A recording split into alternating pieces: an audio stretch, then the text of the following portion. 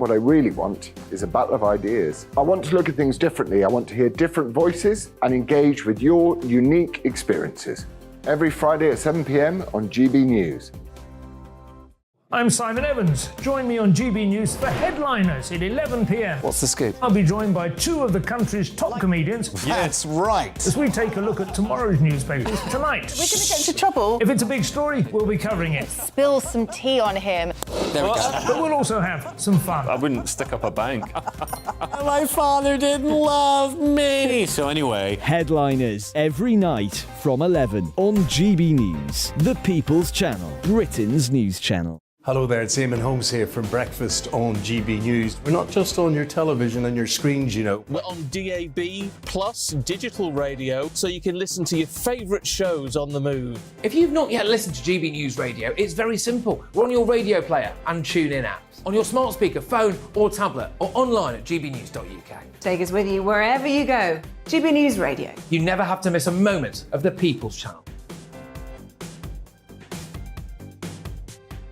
I'm Mark White. As GB News Home and Security Editor, I cover those key issues that are so important to you. Our authorities, our communities doing all they can to combat violent crime. With the public services under unbearable strain, why are we still failing to control our borders? Defence, the first priority of any government, has been continually hollowed out. Can we trust our politicians to protect the armed forces? Join me, Mark White, on GB News.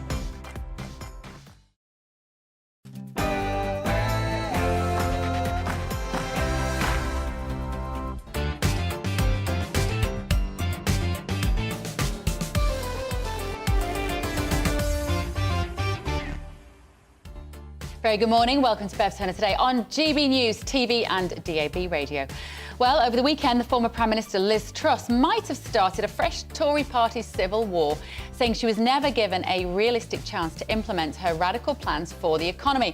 This comes, of course, as the International Monetary Fund warned that Britain will be the only G7 economy forecast to shrink in 2023. Would you have more faith in Liz Truss or Chancellor Jeremy Hunt to sort out our finances?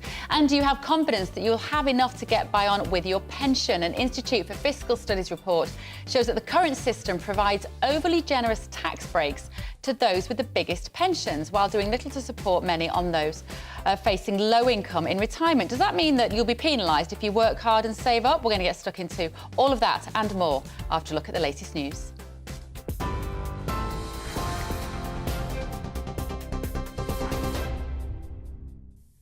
Good morning, I'm Tamsin Roberts in the GB Newsroom. It's 1 minute past 10. Thousands of nurses and ambulance staff in England and some in Wales are striking, with today predicted to be the largest walkout in the history of the NHS. The Royal College of Nursing will stage a 2-day strike in a dispute over pay. Ambulance crews and call handlers will return to work on Tuesday, but are then due to walk out again on Friday.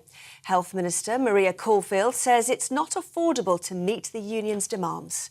We followed an independent process with a pay review body that the union signed up to, and we're very happy with the settlement last year. And it's difficult for us now. If we are to give a pay award to nurses, we'll have to look at teachers, we'll have to look at ambulance drivers. We just can't afford inflation-busting pay rises that the unions are currently demanding. GMB regional organiser Deanne Ferguson told GB News they're striking to save the NHS long term. We believe the money is in the pot, but obviously we're asking them to distribute it to the workers first. Obviously they will put more money year on year into the NHS, and they have to because inflation requires that. But ultimately it doesn't seem to come down to the frontline workers, and that's where we want that money to be. And it's not just about the pay, it's about the conditions that these guys are working under. And we want a long-term strategy to save the NHS for everybody. Today marks the 16th and final strike day for teachers in Scotland who walked out in a dispute over pay. But more walkouts are on the horizon as there's been no agreement between the teaching unions and Holyrood. The unions are demanding a 10% rise for their members, but the Scottish Government has only offered a 5% salary increase. Hundreds of people are dead and thousands more injured after a huge earthquake struck southeastern Turkey. The 7.8 magnitude quake hit an area near the border with Syria, causing widespread destruction. Local officials say more than 600 people have been killed and that the figure is likely to rise significantly. Many buildings have collapsed and rescue teams are frantically searching through the rubble for survivors. The head of Epsom College has been found dead alongside her husband and her 7-year-old daughter. The bodies of Emma Pattinson, her daughter Letty, and husband George were found at the prestigious boarding school in the early hours of Sunday morning. Surrey police are investigating, but say they're confident it's an isolated incident with no third-party involvement. A private underwater rescue company will join the search for Nicola Bulley as images of the missing mother of 2 have been released. The specialist diving company SGI will assist police in searching the River Wyre after offering its services free of charge. It comes as new pictures have been released of Miss Bulley from the day she disappeared. The images taken from her home's doorbell camera and released by her family show the mother of 2 loading her car before driving her 2 children to school. Former Met police officer David Carrick is due to be sentenced at Southwark Crown Court today. Carrick admitted to 24 counts of rape, as well as charges of sexual assault, controlling and coercive behaviour and false imprisonment. He's accused of carrying out the attacks on a dozen women over an 18-year period while serving as a police officer. The 48-year-old is due to be sentenced over the course of 2 days. The Princess of Wales has urged school children to keep talking about their feelings as she marked the start of Children's Mental Health Week. Kate joined pupils in London's East End in raising the importance of being open with feelings. It's after she launched her Shaping Us campaign last week, which raises the profile of the early years development of children. Walking and cycling routes in England will be boosted with a £200 million fund to make crossings and junctions safer. The Department for Transport has announced the new scheme could also include more paths in rural areas, new routes for school children and more inclusive street designs to support people using wheelchairs and mobility scooters.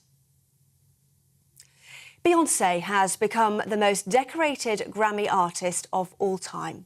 The American singer picked up her 32nd award at this year's ceremony. She won the Best Dance Electronic Music Album for her latest album, Renaissance. The biggest gong, Album of the Year, went to British star Harry Styles for his 3rd album, Harry's House. This is GB News. More from me shortly. Now, though, it's back to Bev.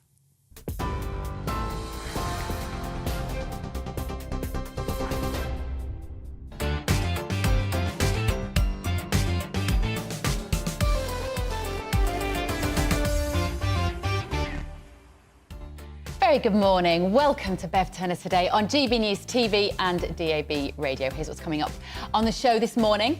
Having been largely quiet for roughly the last 3 months since she resigned as PM, Liz Truss gave her side of the story yesterday in a whopping 4,000-word article in the Daily Telegraph, as she claims that she wasn't given a realistic chance to implement her radical fiscal plans.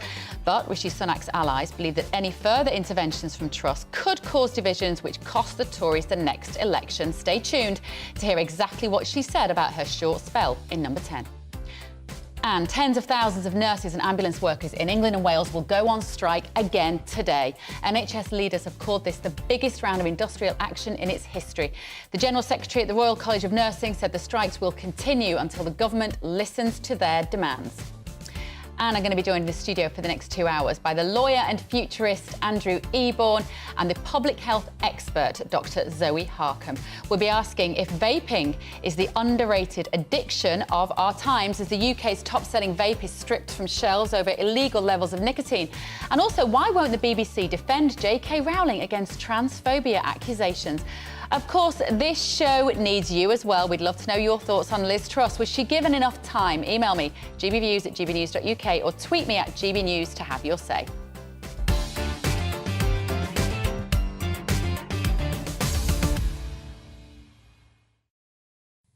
So the Business Secretary, Grant Shapps, has said that the former Prime Minister Liz Truss's approach to the economy clearly wasn't correct after the former PM says that she was never given a realistic chance to enact tax cuts. So joining me now is political reporter Olivia Otley. Good morning, Olivia. Full 4,000 words written by Liz Truss in The Telegraph. What did you think of the article? I thought it was very well written, I have to say. I thought it was well written, and she makes some important arguments. I think there will be plenty in the Conservative Party, both members and MPs, who think that the party is now poorer without her on the front bench. I mean, I don't want to sum it up in a couple of sentences because obviously there's a lot of detail, but I'll give it a go. What she says essentially is that the economic establishment was set against her from the moment that she took office. She makes some jibes at the sort of left-wing establishment, the blob, some call it, the way that the Bank of England, the Civil Service, Whitehall are stacked against low-tax Conservatives, and that the OBR, for example, which is needed to make any financial decisions, most decisions are laid out with an OBR forecast ahead, is stacked against, and it overestimates the value of high spending and underestimates the value of high taxes, which is a sort of structural problem in the economy. She also points to the fact that these pension funds, LDIs as they're called, were hugely leveraged, and 60% of the whole of the GDP were in these pension funds, which meant that there was basically a tinderbox, she calls it, under the UK economy, ready to explode at any time. She acknowledges that she was naive not to realise that and not to sort of play along with the rules as others have in the past, but she felt that the situation was so urgent that things needed to be done quickly and she needed to circumvent that. But it was a pretty compelling article and is likely to...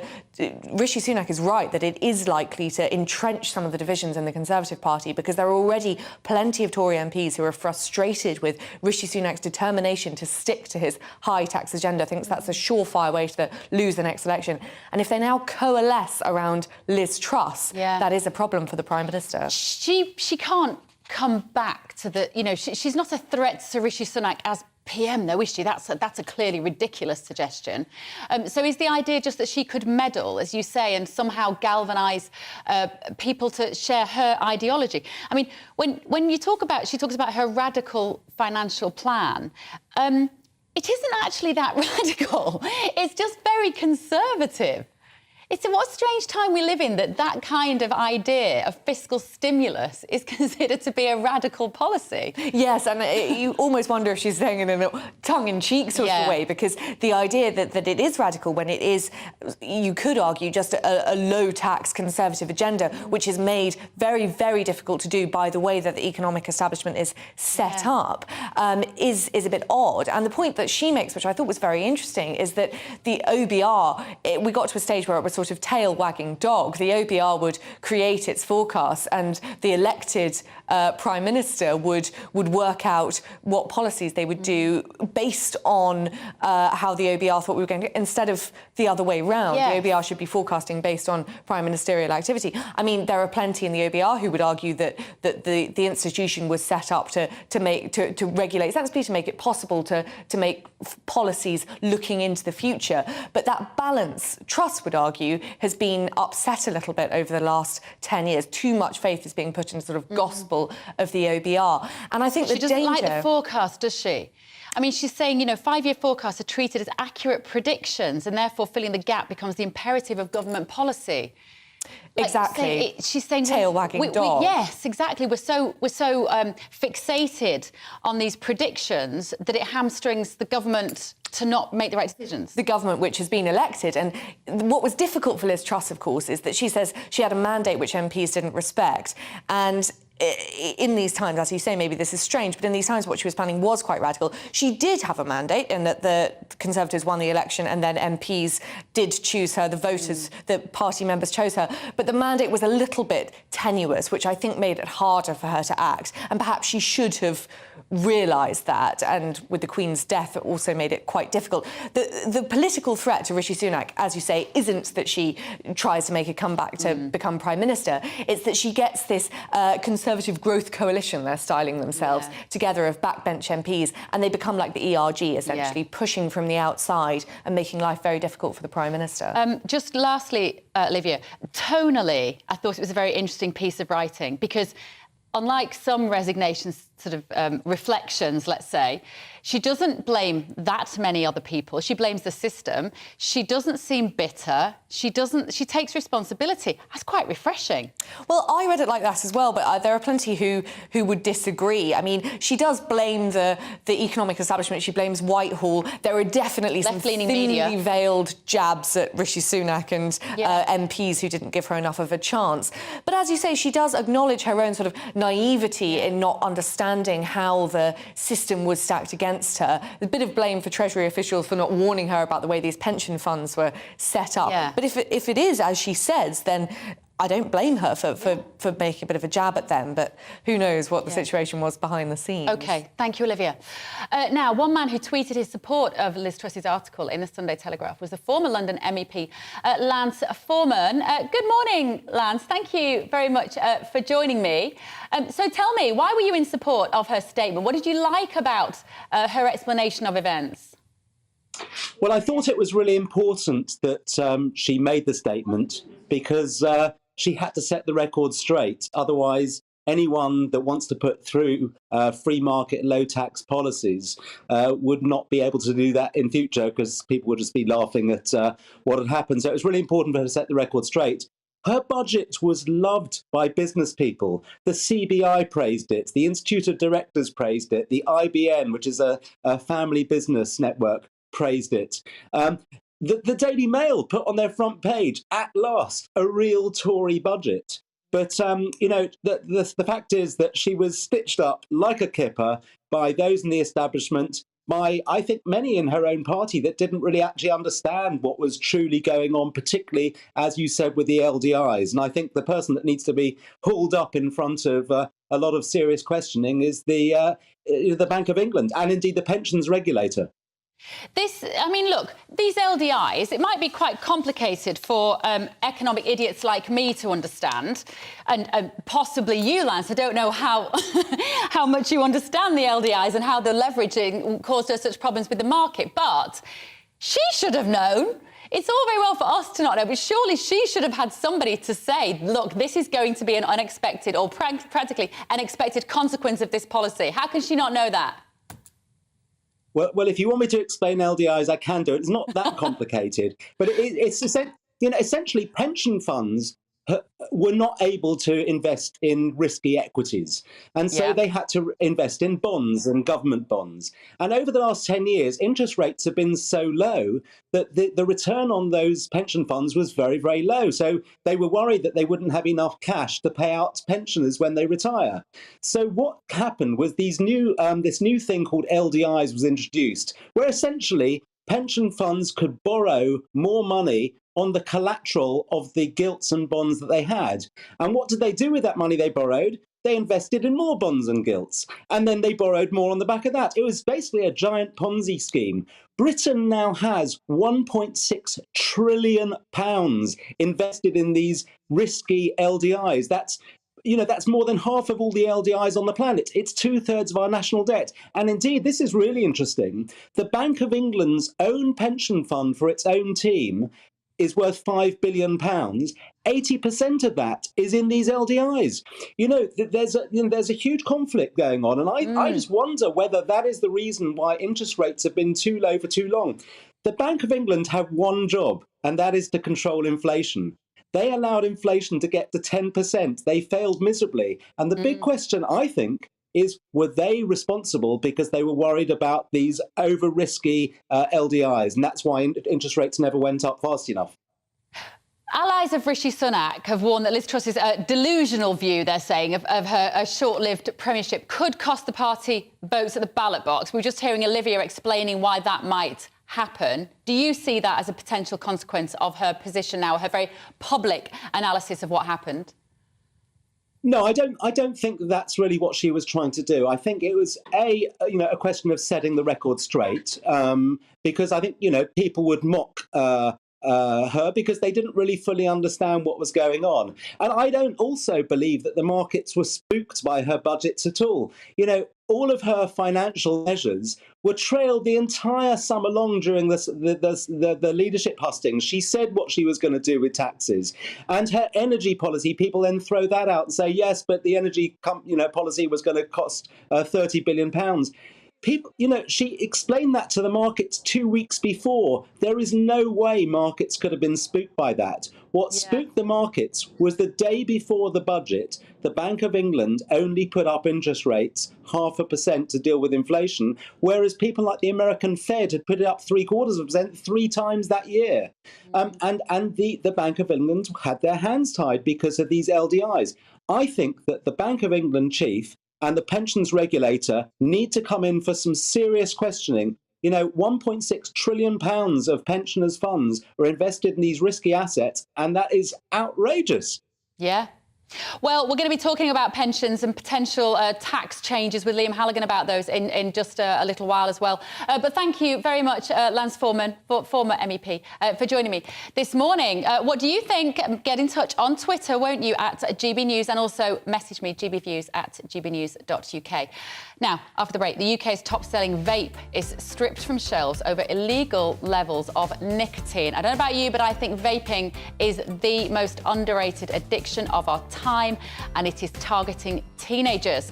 I'm going to have public health expert Dr. Zoe Harcombe and the brilliantly effervescent Andrew Eborn will be here. We're going to be tackling that and some more stories from your papers just after this short break.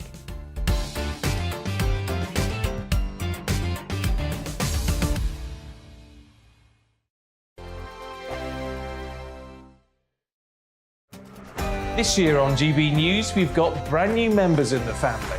Join us. Across the entire United Kingdom, we cover the issues that matter to you.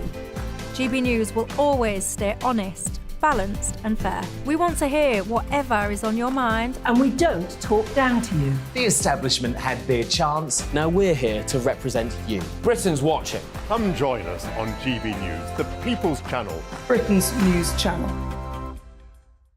Monday to Thursday, 9 p.m. till 11 p.m. Join me, Dan Wootton. I'll bring you the sharpest takes and hottest debates. Do you not believe in prison? I don't believe in prisons. I'm completely stunned. I guarantee you there'll be no spin, no bias, no censorship. I actually was personally quite offended by it. And no reason to go to bed. So I guess they've always been quite woke. That's Dan Wootton tonight on TV, radio and online. Monday to Thursday from 9 p.m. till 11 p.m. on GB News. The People's Channel, Britain's news channel. We are GB News, and we'd like to say thank you to each and every one of you for bringing us your conversations, for helping our great nation find its voice. We are here for you on radio, television, and online, across England, Scotland, Wales, and Northern Ireland. It's not the BBC, you actually get your facts right. We are proud to be GB News, the People's Channel, Britain's news channel. I'm Mark White. As GB News Home and Security Editor, I cover those key issues that are so important to you. Our authorities, our communities doing all they can to combat violent crime. With the public services under unbearable strain, why are we still failing to control our borders? Defence, the first priority of any government, has been continually hollowed out. Can we trust our politicians to protect the armed forces? Join me, Mark White, on GB News.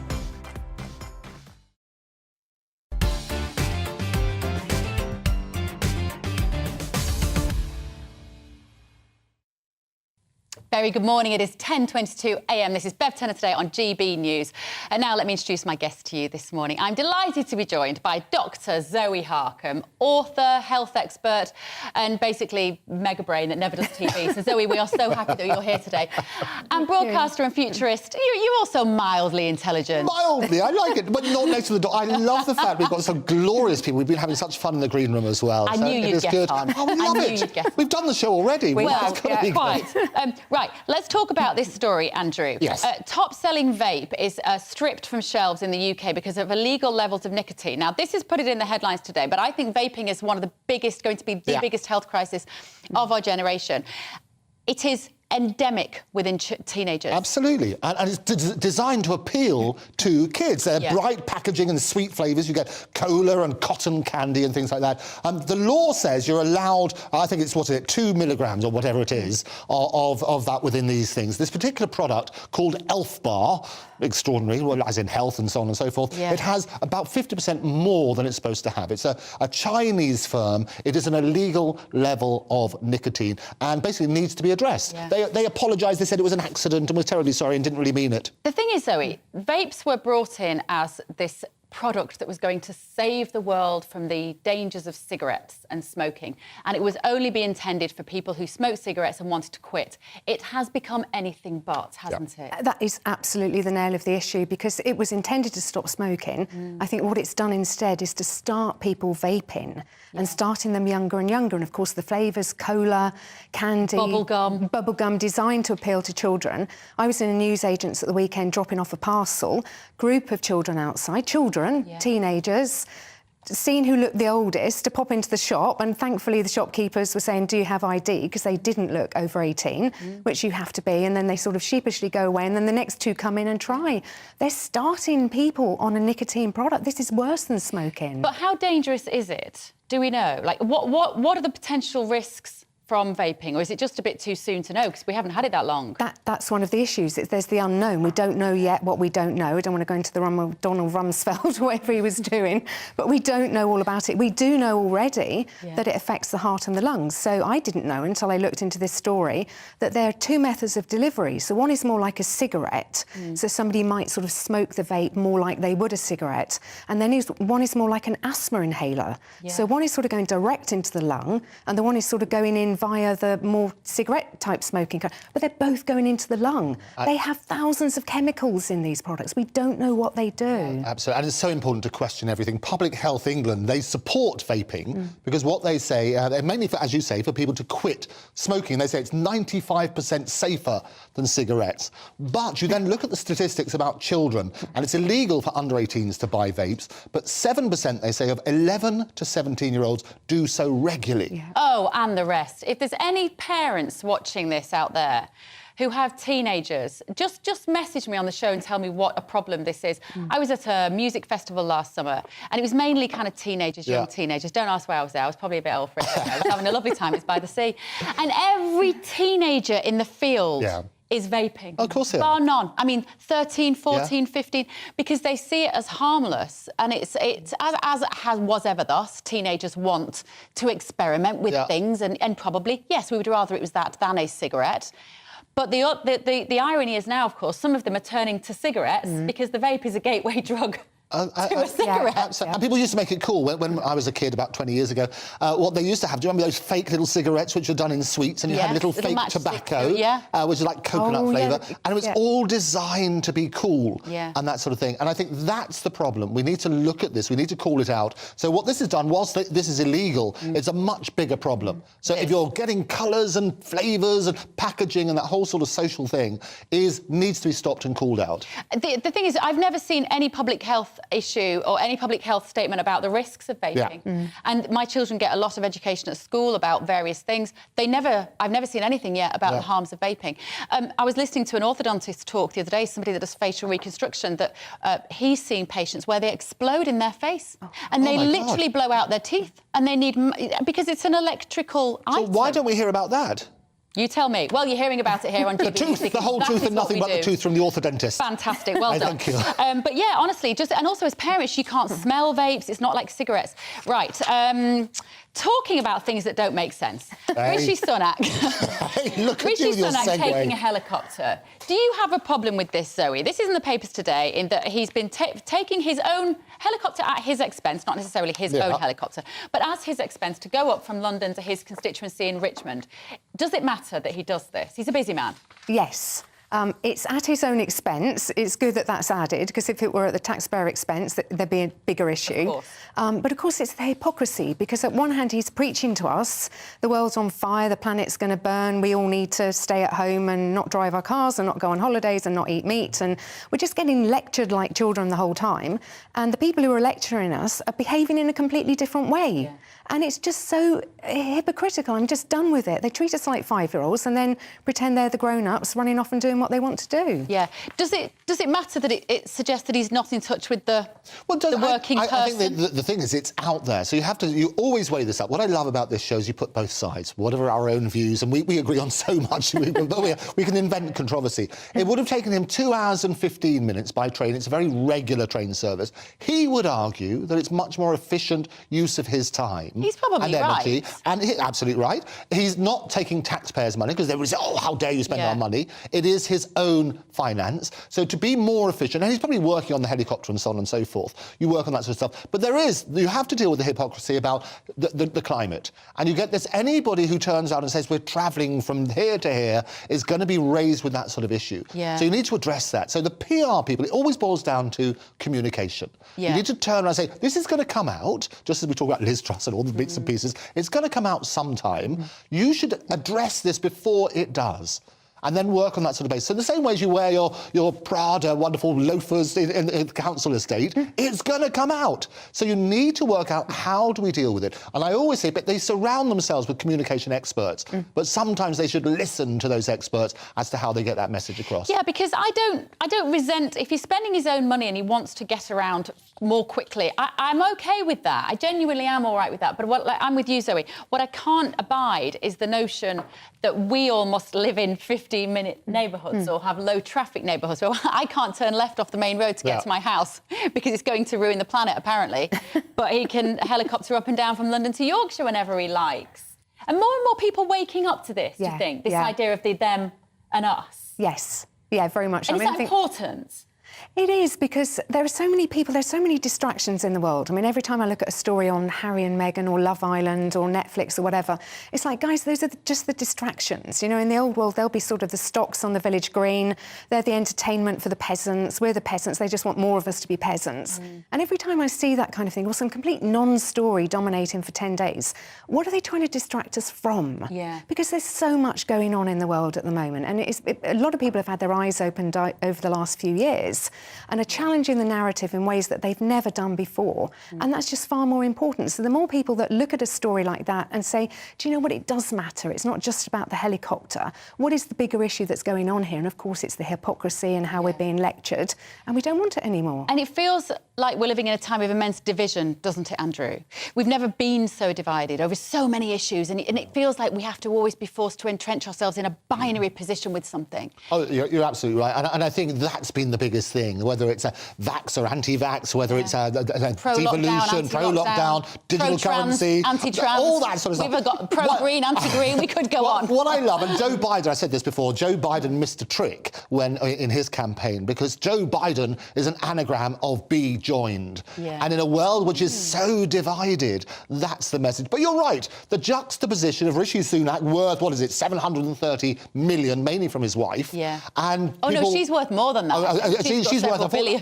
Which is all right. We should celebrate. That, I have no problem people being successful. But what you have to look at is the juxtaposition with people who are on the streets turning around and saying it's heating or eating, that's our choice.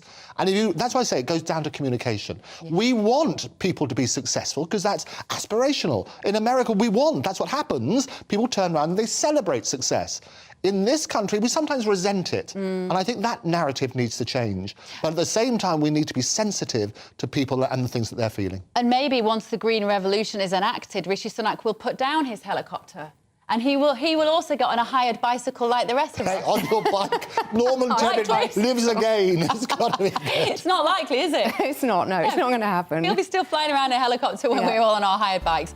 Now, it is the biggest day of strikes in the health service. Oh, stick with us. We'll bring you all the latest on that after this morning's news with Tamsin.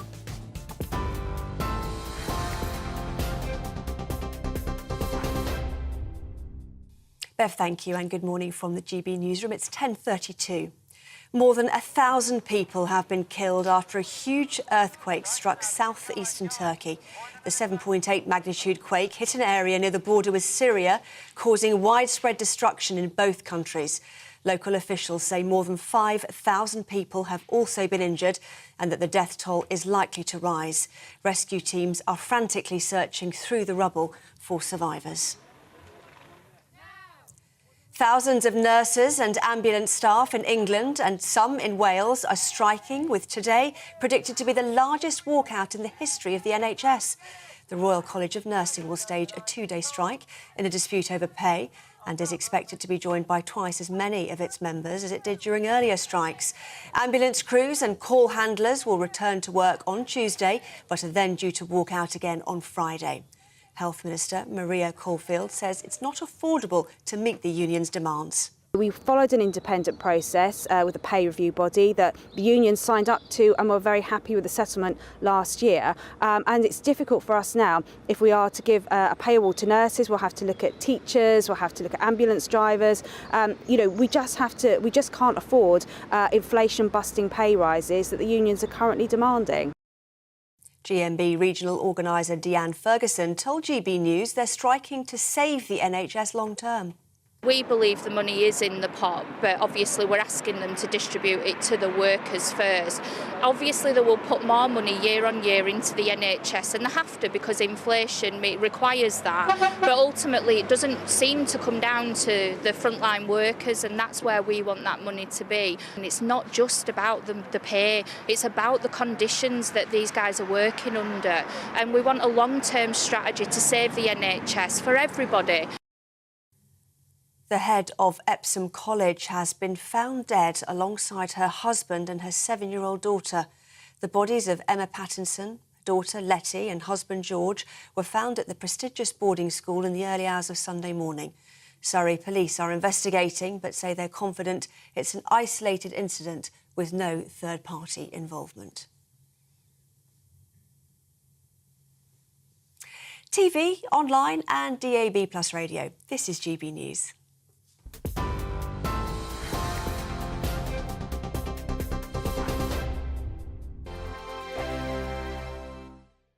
He's the king of breakfast TV, and he's back. Eamon Holmes, back on the TV Surprised with me this you morning. even remember my name. I know, it's been 4 months. You have holy water by your bed? Oh, yes. Already to bless. Yeah. Oh, Eamon. Oh. Why do you not believe anything I say? Eamon Holmes back on GB News Breakfast at 6 a.m.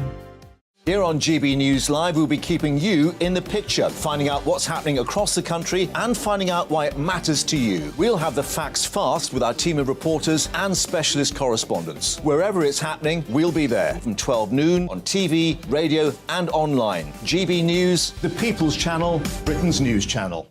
I'm Michael Portillo. Join me on GB News on a Sunday morning for topical discussion, debate, arts and culture, and sometimes even ethical dilemmas. I don't always agree with you, Michael. Michael Portillo, Sundays on GB News, the People's Channel, Britain's news channel.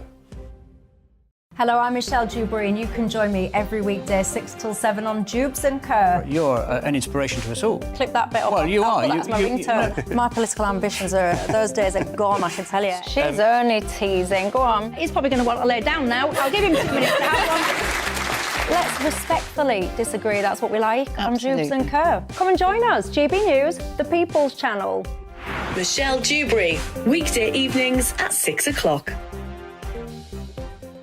Monday to Thursday on GB News, it's Bev Turner Today from 10 a.m. We're going to be here for you, our GB News family, to keep you up to date, but also make you smile. The guy went from puberty to adultery. And I can't wait to bring a few of my own opinions. I have no time for cultural totalitarianism. We'll engage in passionate, but always polite debate, with your thoughts and opinions at the centre of it all. Only on GB News, the People's Channel, Britain's news channel.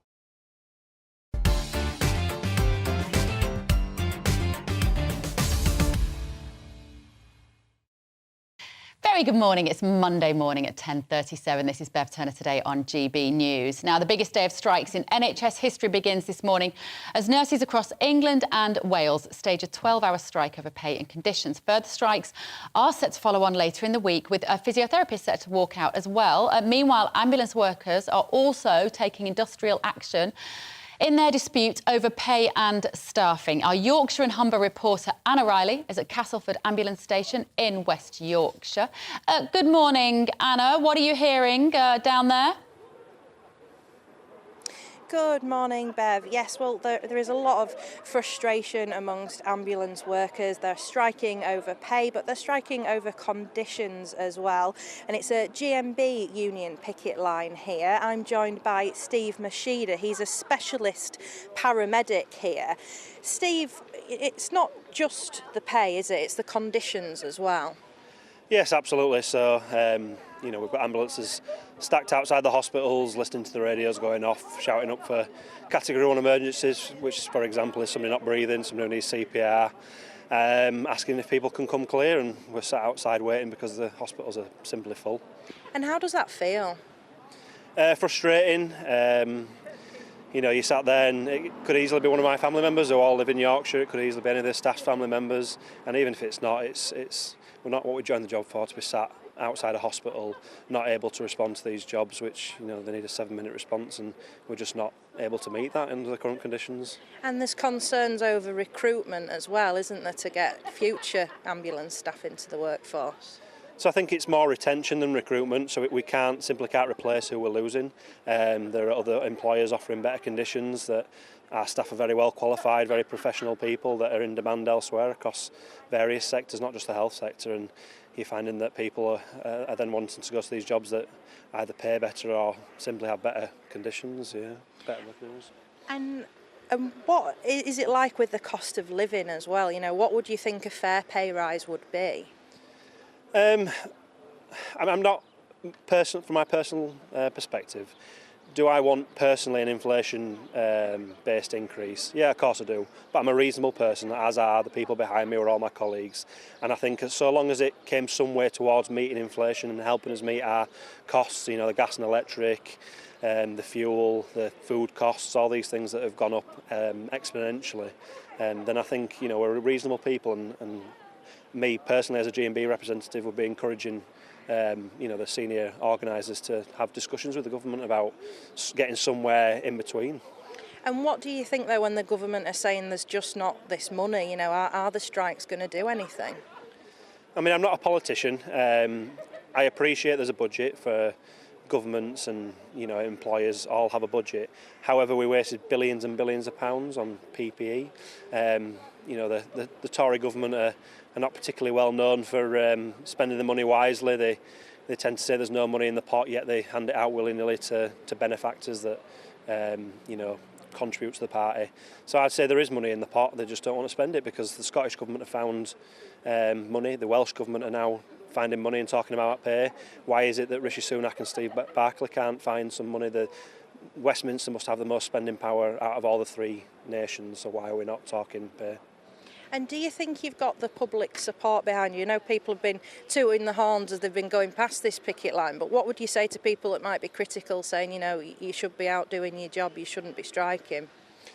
I would contest that point quite strongly, because on strike days we've seen that actually our service can be effective at responding to life-threatening emergencies. We are still going out, we are still responding, and have been responding across the patch. And we've been getting to those patients quickly and on time. And as an example, on the first strike day, we were all stood here waiting for emergencies to come in, and down the road just behind me there was a cardiac arrest, which is where somebody's not breathing, and obviously we were on scene within minutes. And the day after strike day we were shouting out again for Category 1 emergencies, people not breathing, that we just couldn't respond to. And we all know if we don't get there quick enough what happens, but we are getting to people quick enough on strike days, and it just shows when we focus our care towards those that most need it, then we're able to respond properly and as we were built to do as an emergency service, not what we're currently having to deal with. Thank you so much for sharing that with us this morning on GB News. So yeah, it's pay, it's conditions. There are more strike days set to go ahead if the ambulance unions can't come to an agreement with the government over pay and over conditions. Thank you, Anna. Anna Riley there, up in Castleford Ambulance Station in West Yorkshire. Right, you've been getting in touch. The vaping story clearly touched a nerve. Lots of you agreeing with me. Diana says, I've got a 14-year-old grandson who vapes. You're right, it is a huge problem. Sarah said, I've got 2 boys, 18 and 22, who both vape. I've been trying unsuccessfully to find out how to recycle these, as I would imagine most are going to landfillers designed for one use. They contain lithium, plastic and metal. They're going through so many of them. Tony says, I'm a 58-year-old male. I've smoked since I was 14. I stopped this year using a vape. Well done, Tony. However, I agree that the brightly coloured sweet flavours need to stop. They're clearly being marketed to children. And Carol said, I'm horrified to see these kids vaping everywhere I go. I can't imagine the damage they're doing. Why was it ever allowed? Like I say, I think it's a story that gets nowhere near the amount of attention that it should do. Right, my panel is still here. Dr. Zoe Harkham is with me, and Andrew Eborn, futurist, megabrain, lawyer. Hey, I've become the megabrain now. General raconteur. Hey, thank you all. You're the megabrain now. So, this is a really interesting piece about medical ethics. It's in The Guardian today, written by Hilary Osborne, and she's talking about, in this, that she had the test to work out how her propensity would be to having breast cancer. And she said that only 5 to 10% of breast cancers are believed to be hereditary. Her risk is that by the age of 80, she has a 70% chance of getting breast cancer. For the most people in the population, women, the chance is just 12 to 13%. And she said with the mutation that she carries, she's got a 50% chance of passing it on to my children. Now, Zoe Harkham, I'm a great believer in knowledge is power, particularly when it comes to your health. You've dedicated the last few years of your life to this topic in terms of public health. Do I want to know? This is the question. Would I really want to know if I had the predisposition to a life-limiting disease, or do I want to live happily in blissful ignorance? I think you've asked the perfect question, because some people will want to know and some people won't want to know.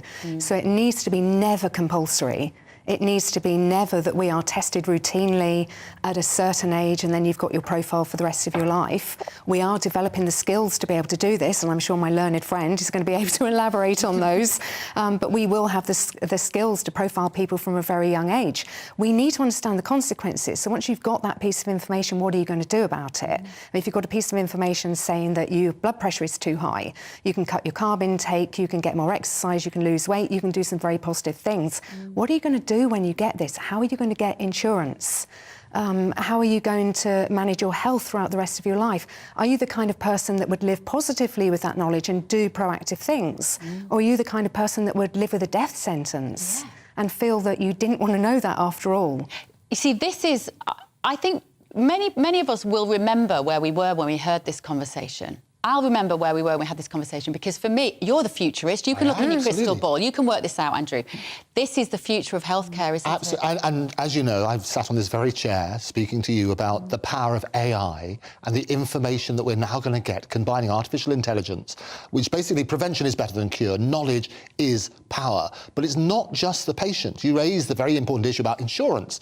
Now, if suddenly you know that you're more likely to get these diseases, what's going to happen to your insurance and so on and so forth? Because the insurance companies will want to know that information when they calculate the risk. But I always say, look, information is power. The advances, seismic advances there have been in medicine, fueled to a great extent by artificial intelligence. If as a doctor you could have on your desk access to every bit of research that ever there was, so that when a patient presents themselves with certain symptoms, you can predict what sort of likely diseases they may have, what sort of particular things need to be treated, you're going to have much more power as a result of that. AI can assist with that sort of process. But you are right, it is a choice.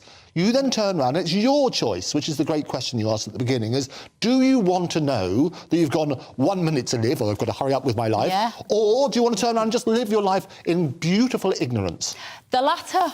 There you go. But it's your choice. I think my instinct is the latter. What would you want to know? Oh, I think I would want to know, because, well, I live my life every day. I long to come on this show, and it's brilliant. No, I think because also prevention is better than cure. But I think, well, like Zoe was saying, I can do a bit of exercise every day. I can try and look after my mental health by going for the odd walk and having the odd glass of wine. I can eat healthily. I can try and get balance in my life. I want to control the controllables, Zoe. I think that's what I'm saying. And I don't want to be laden down and beset and worried about something that I may not be able to control. How about you? Is would you behave differently? That's yes, the key I would. thing. If you had this piece of information, I don't think I would want to know, because kind of like you, I do all the things that I can do anyway. I do the exercise, I eat right, all the rest of it. I'm doing what I can. So if I then had a diagnosis that said, hey, and I didn't have it genetically, so I didn't know, I haven't got the aunt with the breast cancer gene and the mum, which is what Hillary's got in this article. But let's say it came out at some test at 18. Actually, you do have a propensity to breast cancer and you're high likely to die in your 60s. OK, you can make some good choices. You stop contributing to a pension. That saves you a bit of money. Just enjoy your life. Yeah. Don't wait for the retirement and the bucket list. Just sort of live it now. But that would be one attitude to knowing that information. Another attitude would be that you're living with a death sentence, that you have this thing hanging over you the whole time. Oh, gosh, I'm never going to make it to 60. And that's the assumption, though, isn't it? Because we're talking about where you have a death sentence. Yeah. What I'm talking about is the wider picture, where actually knowing that you can make changes which could alter the likelihood of that death sentence. So prevention being better than cure, if the doctors have the power to turn around and say, you're likely, if you don't make these changes or we don't treat you now, to develop something which could kill you. And you make those changes, that would save your life. And that's got to be good, hasn't it? Don't know. It depends. No, I don't think I would, because I think, well, any drug, if I was put on some sort of long-term drug to perhaps minimise my risk of getting particularly ill from something I was predisposed to, every drug comes with a potential side effect. And it might be that the side effects from that drug would have been worse than maybe the 30 healthy years I would have had living free and drinking my odd glass of wine without thinking I can't have this because I have a propensity. Well, do you see what I mean? No, I see absolutely what you mean, but you talk about the risks of drugs. Great news again this week, again on artificial intelligence. Every day is great news. I'm a massive sort of advocate for artificial intelligence. There's a deal which has been done between the University of Sheffield and AstraZeneca, and I know you've got your views, and we'll talk about that in a bit, but they can make drugs more effective, so they're doing tests a lot quicker as a result of artificial intelligence, and they're getting much better results. So the short answer is absolutely, it's a question of choice, but is it going to change your lifestyle? Is it going to change it for the better, or do you feel as though you're living in a death sentence? And who's entitled to know? Because it may be your relative. You may not want to know. And it won't be a choice in the end. That's what you and your robots all move towards, isn't it? You and your robot army that are coming to take my future. What you will do is make it obligatory. The insurance company will say, well, unless you have this test, Miss Turner, to find out if you're going to lose your eyesight in your 50s, I'm not going to give you insurance for your eye care. You're absolutely right. I always say that the best way to predict the future is to make it. So we will turn around, give the element of choice, but make informed decisions. If I can turn around and say, look, I can save you, do you want to know? Or I can tell you you've got 2 weeks to live, do you want to know? Well, it's very interesting. Let me know what you think at home, won't you? Because I do think it's a fascinating medical ethical dilemma, that gbviews@gbnews.uk is the email. Right. J.K. Rowling, this is the BBC, actually. It's a story about the BBC as much as it is about J.K. Rowling and trans issues. There was a Radio 4 interview hosted by Evan Davis. You will know him. He was Newsnight, and he works on the Today programme, I think, and various other BBC news outlets. And he did an interview with a trans woman who Stacey Henley is her name, and she said that she made a sort of slightly flippant comment about J.K. Rowling and saying, well, you know, she's transphobic. Obviously, she would say that she's transphobic. And Evan Davis didn't try to defend her or provide any sort of balance. What funny times we're living in, Zoe, when we are all incredibly careful on this channel, we're always very careful to have balance and proportional stories handled properly. And yet the BBC can sort of get away with this kind of thing without barely a rap on the knuckles, particularly this topic. I think they've got previous, haven't they? I mean, I actually cancelled my TV licence back in 2020 because when the COVID thing hit, I just found it was one narrative. It was a narrative of fear, it was a narrative of scaring people, it was not a narrative of reassuring people. It was actually quite painful to watch. And you're very much an evidence-led researcher, aren't you? Yeah, so they weren't asking the evidence-based questions. When a test came out, they weren't saying, is this a good test? Who invented the test? Did the inventor of the test say that this was a good test for finding out things? We're starting to get data. Well, can we put it in perspective? So we've just put up 400 people die today. Should we remind the public that 1,700 people die every day in the UK? So you made that political statement by cancelling your BBC Yeah, I licensing. defunded the BBC because they have not done journalism in the last couple of years. Maybe not for a lot longer. It's just I've noticed it in the last couple of years. They've not been balanced. And in this, quite clearly, they were not balanced. And they have to be balanced. They have an obligation to be balanced. That's why they are publicly funded. And we are forced to pay. In fact, the irony, I would be forced to pay for my BBC licence to watch GB News. So I watch GB News on the app because I'm not going to watch it through the TV You got in there just before I did, Zoe Harkin. Excellent app, excellent YouTube coverage. You don't need your licence fee for that, do you, Andrew Ebor? We love it. But what is it about this particular trans issue? It seems, particularly in relation to J.K. Rowling, again, it's one of those conversations which has been done and had, and she is transphobic, and that's it, and even the BBC can say so. And I think it is interesting. And the BBC spokesperson, unnamed, said it's a very difficult and contentious area, which we do try very hard to cover fairly. However, we should have challenged the claims more directly, and we apologise that we did not. So what this story is not about, and it's Rowling, as in bowling, and that's how she pronounces her name, so revelation for everybody. Oh, you mean I say Rowling? Well, you can say however... I mean, you do the best impersonations of accents I've ever heard. So not on the telly. I will tell you, so we will know forevermore. People always wonder the debate, so I checked before I came on here. I like to do the research. It's J.K. Rowling rhyming in bowling. Got it. But J.K. herself said in an interview, when she goes to the States, they talk about howling, so they also call her J.K. Rowling over there. But it is rolling as in bowling. But she's had a hard time. She's had a very hard time. And I think, as you say, question everything. But the story is not about her views. The story is about balance at the BBC. Yeah. And the BBC recognised that on this very contentious area, they did not, on this particular instance, provide that balance. Yeah. What I love about your show and many other shows on this wonderful channel is that we have multiple views, but also provide that balance. And that's what you have to do for Ofcom rules anyway. Absolutely. No, I couldn't agree more. And I think, you know, the fact that this has made it into the paper and the BBC were forced to apologise, good. So you should. Yep. J.K. Rowling wasn't there to defend herself, so somebody should have done that for her. Now, just very briefly, guys, I want to know your thoughts on this big story that broke yesterday, Liz Truss's essay, 4,000 words, in which she made her side of the story public. What did you make of it, Zoe? Did you have more sympathy for her reading this? Do you think she was hounded out by all the blokes in suits? I do. Think she was hounded out. And I found a tweet this morning that somebody I follow on Twitter, and I don't follow that many people, but there's a chap called Lord Cruddas, some Conservative peer. Hey. He actually tweeted on the 2nd of August 22, going to be interesting to see how the 1922 cabal get their man Rishi over the winning line, despite Truss being the leading contender. They will succeed. Gosh. And I remember when she was appointed, because it was almost whoever was going to be up against Rishi was going to get through. Yeah. If it was Penny, it was going to be Penny. If it was Liz, it was going to be Liz.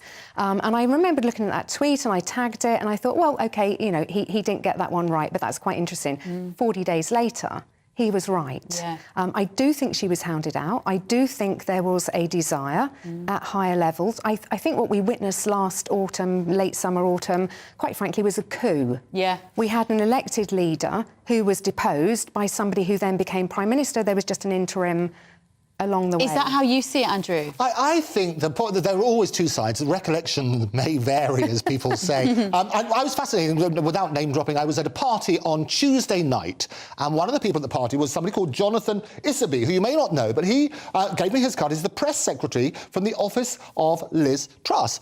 And I suddenly thought, well, what's happening there? Don't show his details. I won't show his details. Just don't show his phone number. I won't show his phone number. But he was saying, look, she's going to put her side of the story, and that's exactly what's going to happen. There's going to be a report on there today. What is interesting is when she was at the Conservative Party conference on the 5th of October 2022, you remember her choice of song, which was Moving On Up from M People. And if you look at the lyrics of that, you've done me wrong, your time is up, you took a sip from the devil's cup. Well. So she got it wrong. She shouldn't have picked that song. And I know Mike Pickering, who wrote it, objected. He did. Right, that is the end of our first hour. It has flown by. Thank you, Andrew and Zoe, for now. After the quick break, I'm going to be crossing up to Lancashire to get the latest on this awful story of the missing mother who is walking her dog, Nicola Bulley. The search is ramping up as a group of private divers are set to join a police search to find her. We'll be right back with the very latest on that after this short break. I'm Alex Deakin, and this is your latest weather update from the Met Office. A sunny one out there for many. It is turning cloudier across parts of Scotland and Northern Ireland, but most of us will stay dry, and here's the reason why. A big fat area of high pressure sitting over us, and that will dominate our weather for the next few days. There is a weather front approaching the northwest, and the isobars are squeezing together here as well. So it is turning breezy. We may see a little bit of light rain over the Western Isles at times, but otherwise it's dry. A bit more cloud spilling into Scotland and Northern Ireland, particularly into the west, but hazy sunshine across eastern Scotland and certainly for most of England and Wales. It's dry, it's bright. It's not particularly warm, but temperatures are close to average, 7 to 9 Celsius, after what was a fairly frosty start to the day. We will see a little bit more rain coming in this evening into the northwest. Weather from what we saw earlier, just edging its way down towards the Highlands by the time we get towards midnight. Further south, clear and cold, frosty, and there'll be a bit more fog around, I suspect, tonight compared to last night across parts of South Wales, the South Midlands and southern England. -2, -3, that's towns and cities, whereas further north with more cloud, more breeze, it won't be as frosty here. Will be a little bit grey and damp across the west of Northern Ireland and the Highlands first thing on Tuesday morning. That band of thicker cloud, the odd spot of drizzle trying to push southwards. For England and Wales, we'll have that fog. Could take a while to clear, certainly likely to stick around through the rush hour, but then it's a dry, fine and sunny day. Perhaps a little cloudier over northern England and thicker cloud across southern Scotland and Northern Ireland from what was that weather front, but it's really fizzling out as it pushes southwards. Maybe the odd spot of drizzle here and there during Tuesday evening across southwest Scotland. Again, we'll see that frost coming back across the south as we head into Wednesday morning. The rest of the week, largely dry, but turning a little cloudier and slowly turning a little milder as well.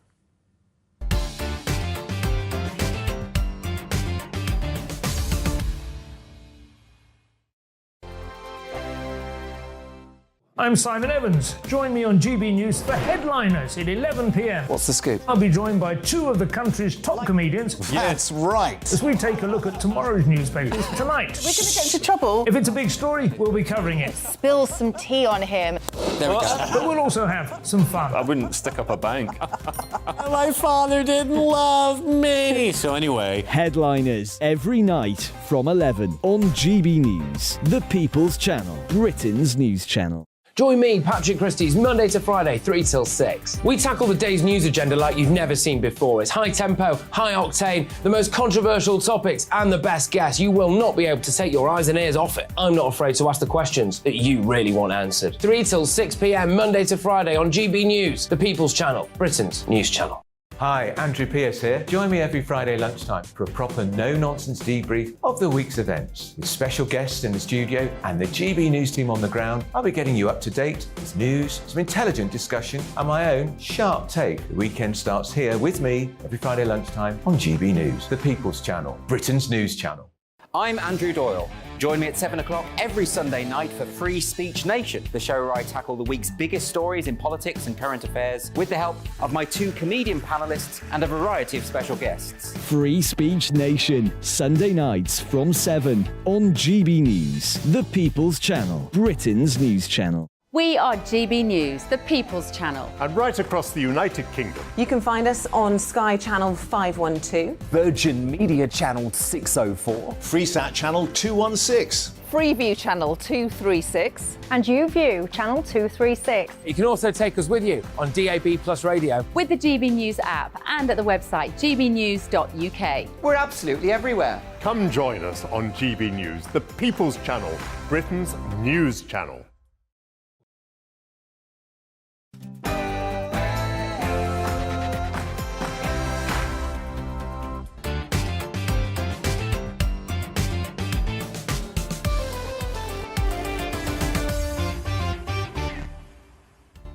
Very good morning. Welcome back to Bev Turner today on GB News TV and DAB Radio. Before midday, we'll get more updates on the ongoing search for Nicola Bulley as a special diving team is set to be deployed in the search for the 45-year-old mother of 2. It's also another day of strikes today. England and Wales, this time GMB ambulance staff are staging their first of 4 days of strikes in February and March over pay. I'll bring you the very latest on that.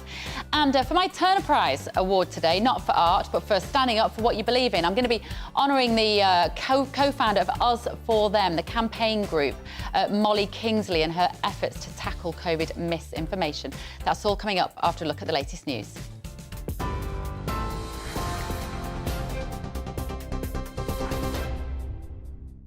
Good morning from the GB Newsroom. I'm Tamsin Roberts. It's 1 minute past 11. More than 1,000 people are dead and thousands more injured after a huge earthquake struck southeastern Turkey. The 7.8 magnitude quake hit an area near the border with Syria, causing widespread destruction in both countries. Rescue teams are frantically searching through the rubble for survivors. Turkish President Erdogan described the quake as the worst disaster to hit Turkey since one of the same magnitude struck in December 1939. Thousands of nurses and ambulance staff in England and some in Wales are striking, as today is predicted to be the largest walkout in the history of the NHS. The Royal College of Nursing will stage a 2-day strike in a dispute over pay. Ambulance crews and call handlers will return to work on Tuesday, but are then due to walk out again on Friday. Health Minister Maria Caulfield says it's not affordable to meet the union's demands. We followed an independent process with a pay review body that the union signed up to, and we're very happy with the settlement last year. And it's difficult for us now. If we are to give a pay award to nurses, we'll have to look at teachers, we'll have to look at ambulance drivers. We just can't afford inflation-busting pay rises that the unions are currently demanding. General Secretary of the Royal College of Nursing, Pat Cullen, says the government are punishing nurses. Nurses deserve and need a decent pay rise. That will boost the economy, not damage the economy, because nurses spend in their local communities. So every NHS worker, including our nurses, deserve a decent pay rise. And here we are in a situation today where this government has chosen to punish the nurses of England instead of getting round a table and talking to me about pay in the same way as they've done in Wales and in Scotland. Today marks the 16th and final strike day for teachers in Scotland who walked out in a dispute over pay. But more walkouts are on the horizon as there's been no agreement between the teaching unions and Holyrood. The unions are demanding a 10% rise for their members, but the Scottish Government has only offered a 5% increase. The head of Epsom College has been found dead alongside her husband and her 7-year-old daughter. The bodies of Emma Pattinson, her daughter Letty and husband George were found at the prestigious boarding school in the early hours of Sunday morning. Surrey police are investigating but say they're confident it's an isolated incident with no third-party involvement. A private underwater rescue company have begun their search for Nicola Bulley. The specialist diving company SGI have been brought in to assist police in searching the River Wyre after Miss Bulley vanished over a week ago. Police believe the 45-year-old fell in the river, but her family and friends have questioned that, saying there's still no evidence. This afternoon, CCTV pictures were released from the day she disappeared, which show the mother of two loading her car before driving her 2 children to school. Former Met Police officer David Carrick is due to be sentenced at Southern Crown Court today. Carrick admitted to 24 counts of rape, as well as charges of sexual assault, controlling and coercive behaviour and false imprisonment. He's accused of carrying out the attacks on a dozen women over an 18-year period while serving as a police officer. The 48-year-old is due to be sentenced over the course of 2 days. The Princess of Wales has urged school children to keep talking about their feelings as she marked the start of Children's Mental Health Week. Kate joined pupils in London's East End, raising the importance of being open with feelings. This after she launched her Shaping Us campaign last week, which raises the profile of the early years development of children. Beyoncé has become the most decorated Grammy artist of all time. The American singer picked up her 32nd award at this year's ceremony. She won the Best Dance Electronic Music Album for her latest release, Renaissance. The Biggest Gong Album of the Year went to British star Harry Styles for his 3rd album, Harry's House. This is GB News. More from me shortly. Now, though, it's back to Bev.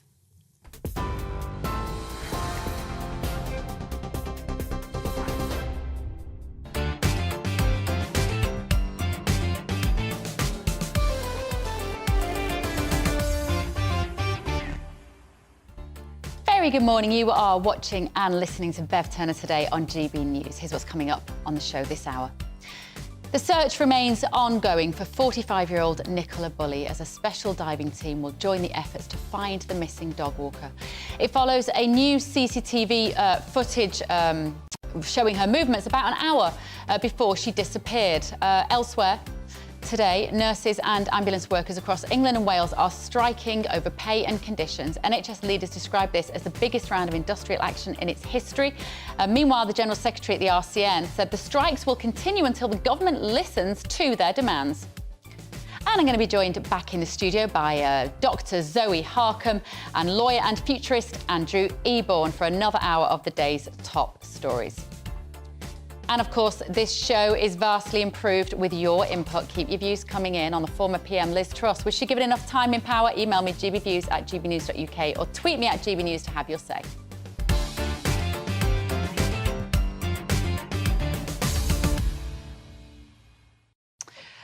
We were just talking about J.K. Rowling before the break and whether the BBC, well, they got their knuckles wrapped for basically not correcting a conversation which is called the transphobic. Michael said, I thought she was pro-women rather than transphobic. Anthea says, personally, I don't think J.K. Rowling was pushing an anti-trans agenda. I just think she is pushing women's rights. Also, vaping has really lit your touch paper this morning. Lucas said, I believe that vape damage is a drop in the ocean compared to alcohol damage, but I don't see anyone calling to ban or change alcohol sales. Ian says, I'm a 35-year-old man. I love sweet flavour vapes. It's not just the youth who enjoy the sweet flavours. Keep your messages coming. gbviews@gbnews.uk. So, images of missing dog walker Nicola Bulley on the day of her appearance have been shared by her friends. It's a terrible story, this, and any mums like me, I just can't stop thinking about this poor woman and wherever she is. The search is continuing for the 45-year-old who was last seen by the River Wyre in Lancashire. So for more updates, let's speak to our reporter, Sophie Reaper, who is there at the moment. Good morning, Sophie. Any more news? I'm sure everybody watching and listening to this were just looking for a glimmer of hope, some sort of clue as to what might have happened to this woman. Absolutely. Good morning to you. Well, I can bring you a little bit of breaking news. In the last few moments, SGI, the independent search team who are joining the Lancashire Police in the search for Nicola Bulley, over my shoulder, they've just been putting the boat with the specialist sonar equipment that they're going to be using to search the River Wyre. They've just been putting it into the water. I'm not sure if you'll be able to see. They're just down the embankment, but they're going to be coming from here, the weir just behind me. They're going to be coming from there and using that specialist sonar equipment to search the river. And now this specialist sonar equipment, they say that with it you'll be able to see every stick and stone on the riverbed. The head of SGI said that if there's a body in the river, our sonar will detect it. Now, as far as we know, it's going to start from here and continue. It's around 12 miles from this point to where the River Wyre meets its estuary in the Irish Sea around Fleetwood. Although it is 12 miles, the head of SGI said that they should be able to get this search done within around a day and a half. So although it's now the 10th day of searching, there is still hope that they'll be able to bring some new information in this case. Sophie, what's the area like around there? We've seen some images, some maps, which a lot of the newspapers have been running of the geography of the area. Is it very remote and deserted, or is it quite close to the main road where Nicola went missing? Well, this area itself in St Michael's on Wyre, it is quite deserted, as you say. When you're approaching it, it seems that you're on country roads and then all of a sudden you're in the village.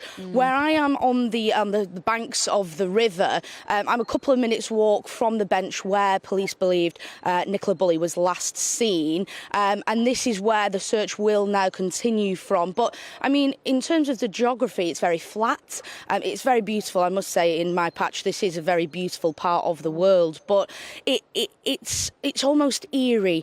There's a real sense of like an eerie silence near the bench where they believe she was last seen. Which I think, correct me if I'm wrong, Sophie, but I think that was the word that Nicola herself had used about the area on messages to a friend or on a social media post that she said she posted pictures quite regularly of the walk because it is so beautiful, and said it could be a little eerie. Any more statements from the family and friends at the moment, Sophie? I know they were quite busy over the weekend talking to the media, trying to keep this in everybody's minds. Well, the family, have been speaking to the media over the weekend, but as of today, we haven't heard anything from them yet. Although you are absolutely right that them, the family, the friends, and of course the media, we are trying to keep this in people's minds. It's such a strange case, and I know for the family and friends and the people of St Michael's on Wye, we really just want to know what has happened to Nicola Bulley. Sophie, just one more question for me. Obviously, the idea that Nicola, for some reason, made her way into the river, perhaps to retrieve a tennis ball, although family members have discounted that theory. How deep is the river in the area where she was, where her phone was left on the bench and the dog's harness? Is it a deep piece of water? I'm not too sure of the topography of this part of the world, but I will say someone told me this morning that in parts the River Wye is around 20 foot deep in the middle, although the area where they believe she was last seen near the bench, I'm not too sure how deep. It doesn't look too deep, but of course, as I'm sure lots of our viewers will know, rivers can often be very misleading, especially in terms of current as well. Although it may look quite smooth on the surface, beneath we just don't know what's going on. OK, thanks so much, Sophie. Sophie Reaper there up in Lancashire. Awful story, isn't it? I really can't stop thinking about that poor lady and her children. Now, the head of private school, Epsom College, has been found dead alongside her husband and 7-year-old daughter. Police say that the bodies of Emma Pattinson, her husband George, and daughter Letty were found at the private boarding school in the early hours of Sunday morning. Surrey police said that they are confident the tragedy is an isolated incident and there is no third-party involvement. Our national reporter, Paul Hawkins, is there at Epsom College, I believe, this morning. What's the latest, Paul? What an extraordinary story. Yeah, really sad story, and the reaction full of words such as shocking, tragic, etc.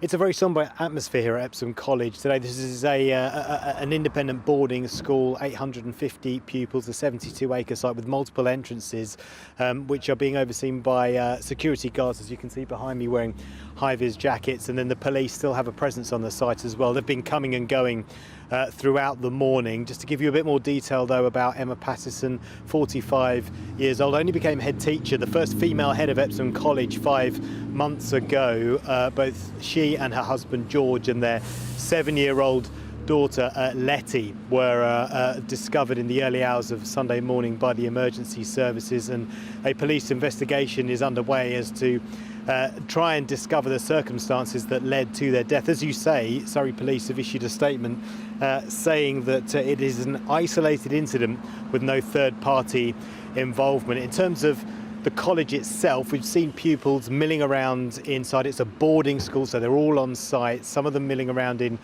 uniform. The college has said that this news is tragic, it's heartbreaking, that the community is coming together to try and process what has happened. Counselling will be made available to all pupils. The chair of the Board of Governors, Dr. Alistair Wells, has said it's utter shock and disbelief.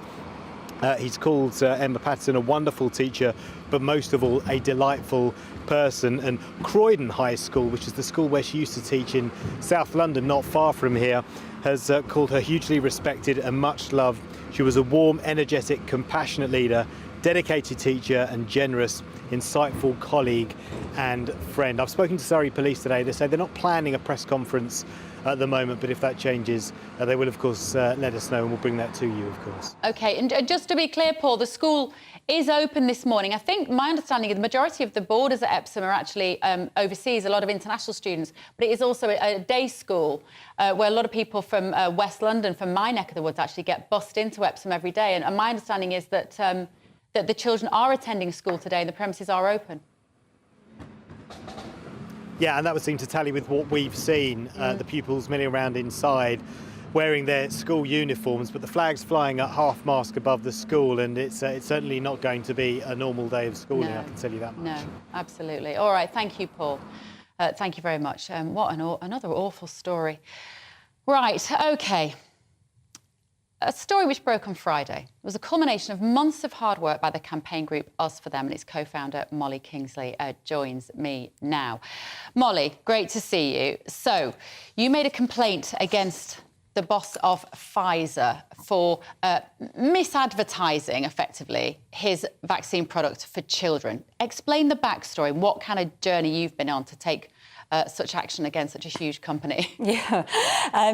So we made a complaint a year, well, more than that now, actually, over a year ago. So in December 21, Albert Bourla, who is the CEO of Pfizer, went on the BBC an interview with Fergus Walsh, where he made various claims about the vaccine generally, and in particular, vaccination of 5 to 11-year-olds. So to put this in context, this was early December 21. At that point, the vaccine for 5 to 11-year-olds hadn't actually been authorised by the MHRA. Which is the Medicines and Healthcare Regulatory Products Authority. Exactly, yeah. So that's the body in the UK that authorises a product for use. And it also hadn't been considered for general rollout to children by JCVI, which is the UK body that considers whether a certain product will be, effectively mass rolled out to a cohort. So that's the Joint Committee on Vaccinations and Immunisations. They love an acronym. They love yes, and there's more coming, I'm afraid. We heard this, and a few members of the public actually reached out to us and heard what he'd said. Now, what he said in this BBC interview, what Bourla said, was that, in his view, it would be a very good idea for 5 to 11-year-olds in the UK to be vaccinated, and that the benefit of vaccination was completely in favour of vaccinating this age cohort. And that's the actual quote, isn't it? That's completely. Well, yeah. So on the BBC transcript, just to be absolutely clear, in the written transcript, it's quoted as completely in favour. What Bourla actually said, so if you listen to the interview, which is still up on the BBC website, what he actually said was it's completely in favour. He did not mention risk once. He did not mention side effects. So at this point, a few people reached out to us and expressed concern about the lack of balance in this statement. We, with the help of many people behind the scenes, made a complaint. You complain to, and another acronym coming up, you complain to the PMCPA, who are the Prescription Code of Medicine and Pharmaceutical Authority in the UK. And this is an industry body, and they are a subset of effectively the pharmaceutical authority in the UK. So is it they're sort of self-regulating? They're regulating with perhaps vested interest. And I'm not saying that particular agency, but I think what I've realised about you the last few years is so many of these regulatory authorities which should be monitoring drug companies are often funded by the drug companies or have a vested interest and therefore aren't necessarily working in the best interest of parents. Yeah, so I think there's various issues here. So you're exactly right, Bev. So the PMCPA is an industry body. It is funded entirely by fees from the pharmaceutical industry. And actually, more than that, it is also staffed largely by ex-senior officers from the pharmaceutical industry. So it is a self-regulatory industry. And I think you have to ask a question. You have here an industry that has, it's got huge power to do good, let's be clear, but it also has huge power to do serious harm, including harm to the health of children. Why on earth is this a self-regulated body? Yeah. And I think particularly if you compare it to something like in banking is the obvious one. If you look at the way the banking and financial services industry is regulated, it is regulated independently, and it has what is called, in that context, a system of prudential regulation. Yeah. So the conclusion of your action was that that effectively Bourla had oversold the claims before the regulatory authority had given him permission to do so. So it was a marketing issue in a way. Yeah, I mean, what the appeal... So there was the original result of the panel was given late summer, and that went not entirely in our favour, but there were a number of points that substantially went in our favour. Pfizer, as you would expect, then appealed that. The final result of the appeal was the case report was just released a week ago, which is why this is broken now. And we didn't win on appeal on all the points, but we did win on the key point, which was that Bourla had made misleading statements and statements which were incapable of substantiation, including in relation to safety of the vaccine for children. Well done. It's not easy to do that sort of thing, because I think what's really clear to point out is this isn't about saying that the vaccine was harmful. It was about saying that people who are in those positions of privilege to make their story, to make claims, must be held to the same level of accountability as, say, we would be here on a channel, and he was talking on the BBC. Tell me a bit about Us for Them, Molly, because it's an organisation which puts children at the centre of the decisions, and you are here today because I want to give you the Turner Prize, which is this, because I know you work really hard and you get very few wins with what you're doing. Just sum up briefly, because we're up against the clock. Tell me the kind of work that Us for Them have been doing. Yeah, so we set up at the beginning of the pandemic, and we set up because we thought no one was thinking about the kids. Unfortunately, you know, every month that has happened since 2020, that impression has been reinforced, like who is speaking up for the kids here within the media and within government. And we have really tried to point out that many of the pandemic decisions have had what we think is a disproportionate and very harmful, actually, impact on kids. So we set up in response to, originally it was school closures, and obviously since then we've had a number of non-pharmaceutical and then pharmaceutical interventions. And what I love as well is how you fought to get children at the centre of the COVID inquiry, because they weren't even in the original terms of reference. No, they weren't even mentioned once in the terms of reference. So yeah, we fought that, and they are now going to be considered in the inquiry, which is obviously good. Yeah. Well, I don't think... Pfizer aren't here to defend themselves, Molly Kingsley, but there is your Turner Prize mug. Thank you so much. For standing up for what you believe in and putting in all the hard work for our children. We really appreciate it. Thank you. Right, coming up. Are we on the brink of an ADHD epidemic? This is a story in the papers this morning. We're going to find out with our panellists, Andrew Eborn and Zoe Harcombe, but time for a quick break.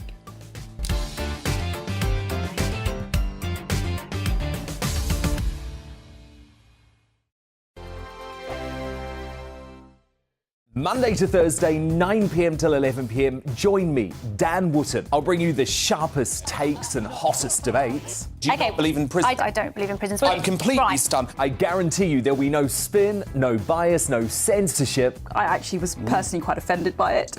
And no reason to go to bed. So I guess they've always been quite woke. That's Dan Wootton tonight on TV, radio and online. Monday to Thursday from 9 p.m. till 11 p.m. on GB News. The People's Channel, Britain's news channel. Hello, I'm Michelle Dewberry, and you can join me every weekday 6 till 7 on Jubes and Kerr. You're an inspiration to us all. Clip that bit off. Well, you are. That's my ringtone. My political ambitions those days are gone, I can tell you. She's only teasing. Go on. He's probably going to want to lay down now. I'll give him 2 minutes to have one. Let's respectfully disagree. That's what we like on Jubes and Kerr. Come and join us. GB News, the People's Channel. Michelle Dewberry, weekday evenings at 6 o'clock. I'm Andrew Doyle. Join me at 7 o'clock every Sunday night for Free Speech Nation, the show where I tackle the week's biggest stories in politics and current affairs with the help of my 2 comedian panellists and a variety of special guests. Free Speech Nation, Sunday nights from 7 on GB News, the People's Channel, Britain's news channel.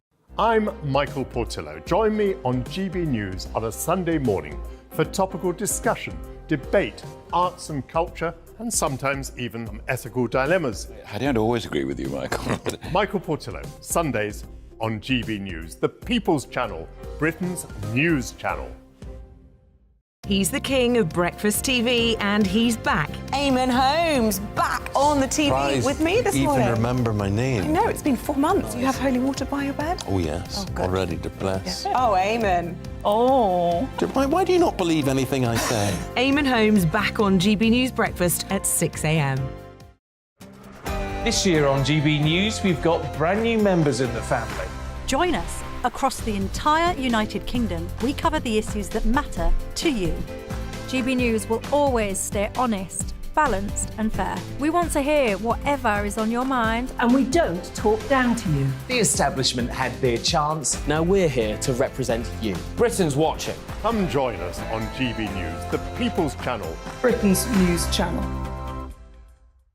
We are GB News, the People's Channel. And right across the United Kingdom. You can find us on Sky Channel 512, Virgin Media Channel 604, Freesat Channel 216, Freeview Channel 236, and YouView Channel 236. You can also take us with you on DAB Plus Radio. With the GB News app and at the website gbnews.uk. We're absolutely everywhere. Come join us on GB News, the People's Channel, Britain's news channel.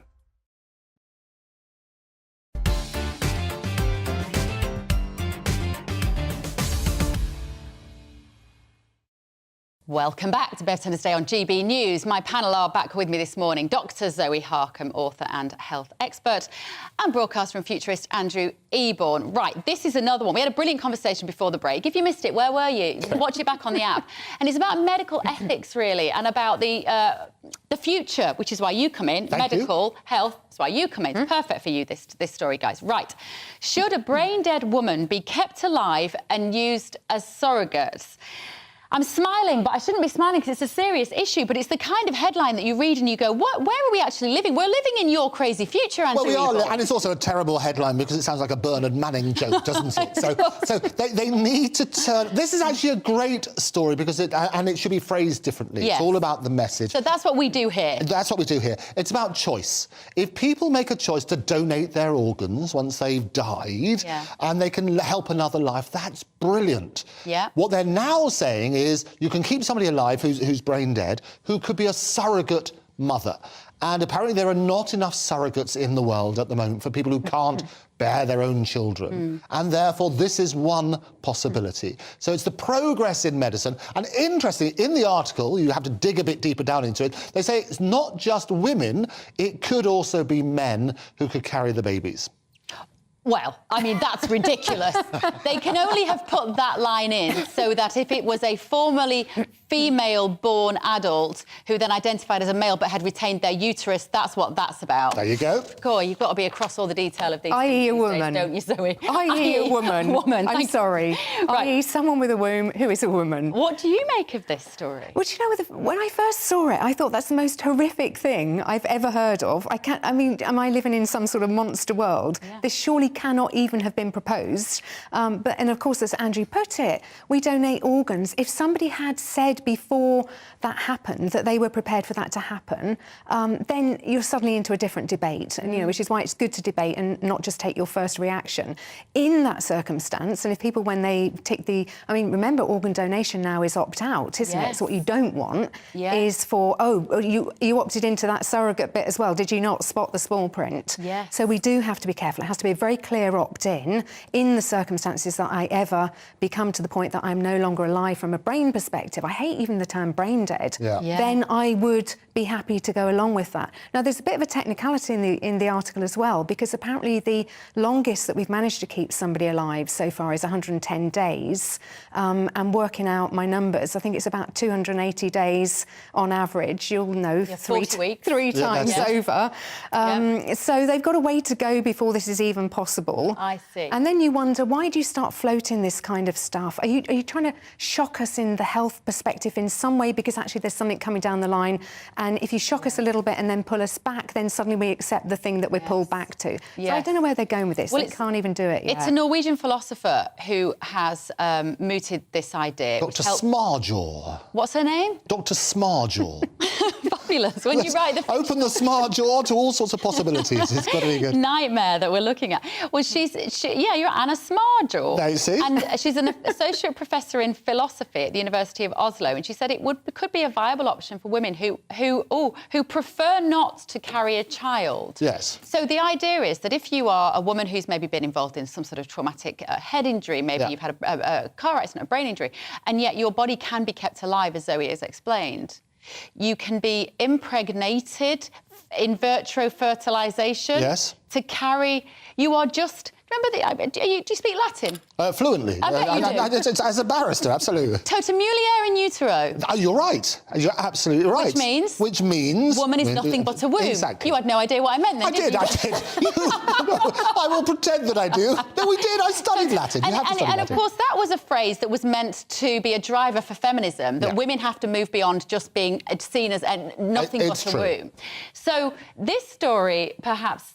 pushes us slightly back in time in terms of feminism, Zoe, in that you could be in your hospital bed and they say, well, you know, we can use that woman now as an incubator, a human incubator. The other part of the story I think that people aren't really considering is the child that is born to the woman in that condition. Surely the implications on them could be enormous. Yeah, yeah.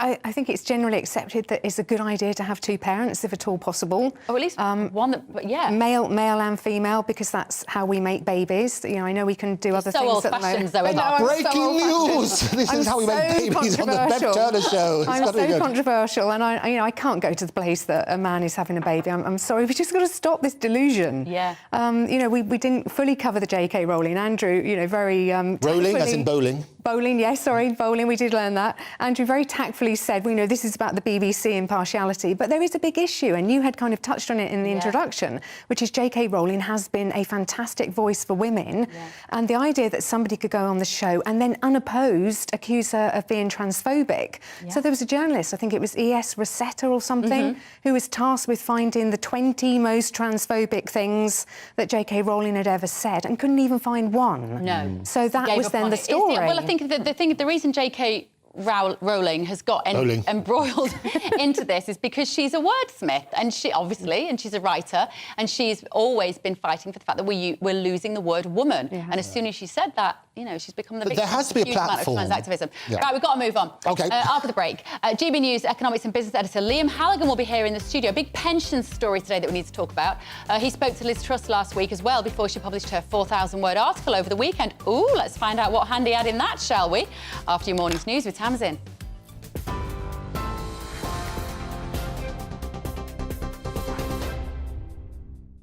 Bev, thank you. Good morning from the GB newsroom. At 11:32, here are the headlines.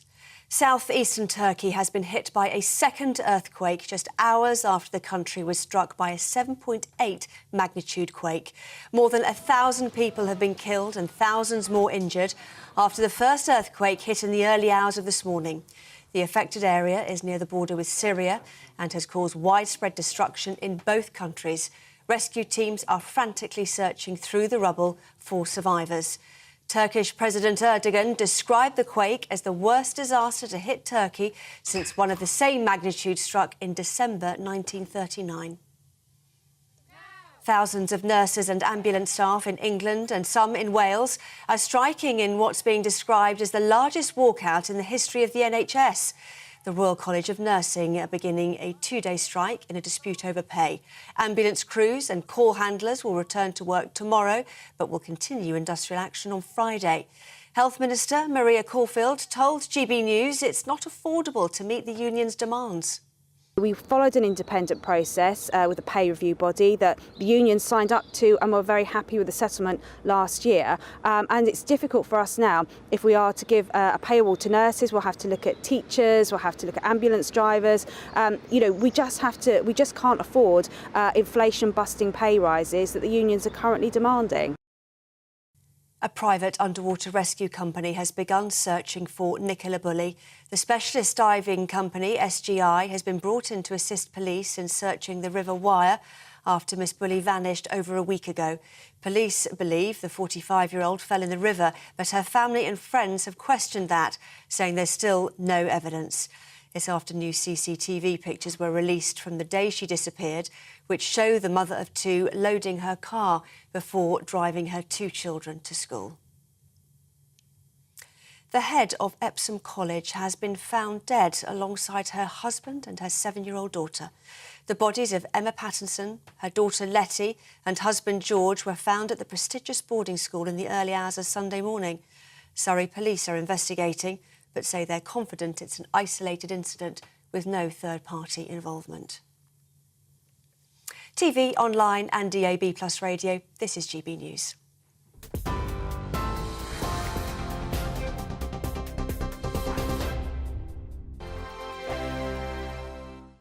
He's the king of breakfast TV, and he's back. Eamon Holmes, back on the TV with me this morning. Even remember my name. I know, it's been 4 months. You have holy water by your bed? Oh, yes. Already to bless. Yeah. Oh, Eamon. Oh. Why do you not believe anything I say? Eamon Holmes back on GB News Breakfast at 6 a.m.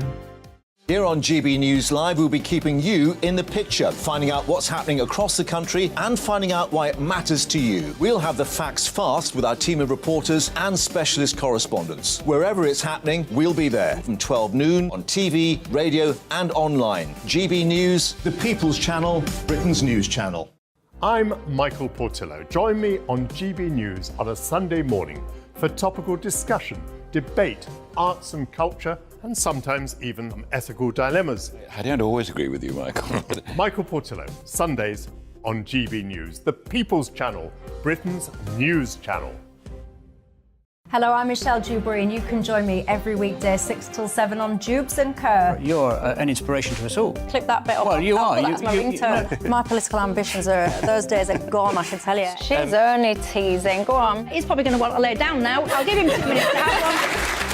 Let's respectfully disagree. That's what we like on Jubes and Kerr. Come and join us. GB News, the People's Channel. Michelle Dewberry, weekday evenings at 6 o'clock.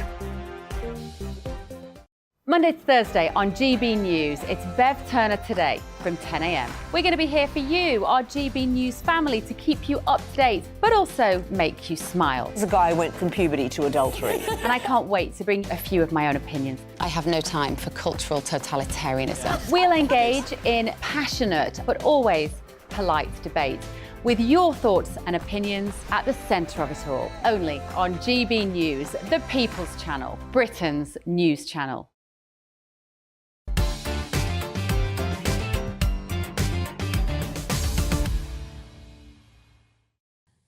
Welcome back. It's 11:37. This is Bev Turner Today on GB News. So, over the weekend, former PM Liz Truss wrote in The Telegraph that she was never given a realistic chance to enact tax cuts. Allies of Rishi Sunak have branded her as delusional, and the man who knows all about it, because you sat having dinner with her, did you, on Thursday night, Liam Halligan?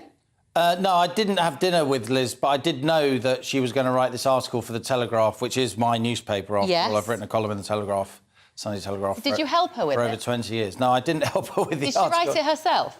I'm sure she wrote it herself, but it was rather unusual for a national newspaper to run a 4,000-word piece. And in that piece, which was released on Sunday, and it caused a sort of political earthquake across Westminster and the media class and so on, what Liz Truss is basically saying, when she was Prime Minister for just 49 days, before financial markets went into meltdown and she was ousted by her own party. What she was saying was, yes, I made mistakes.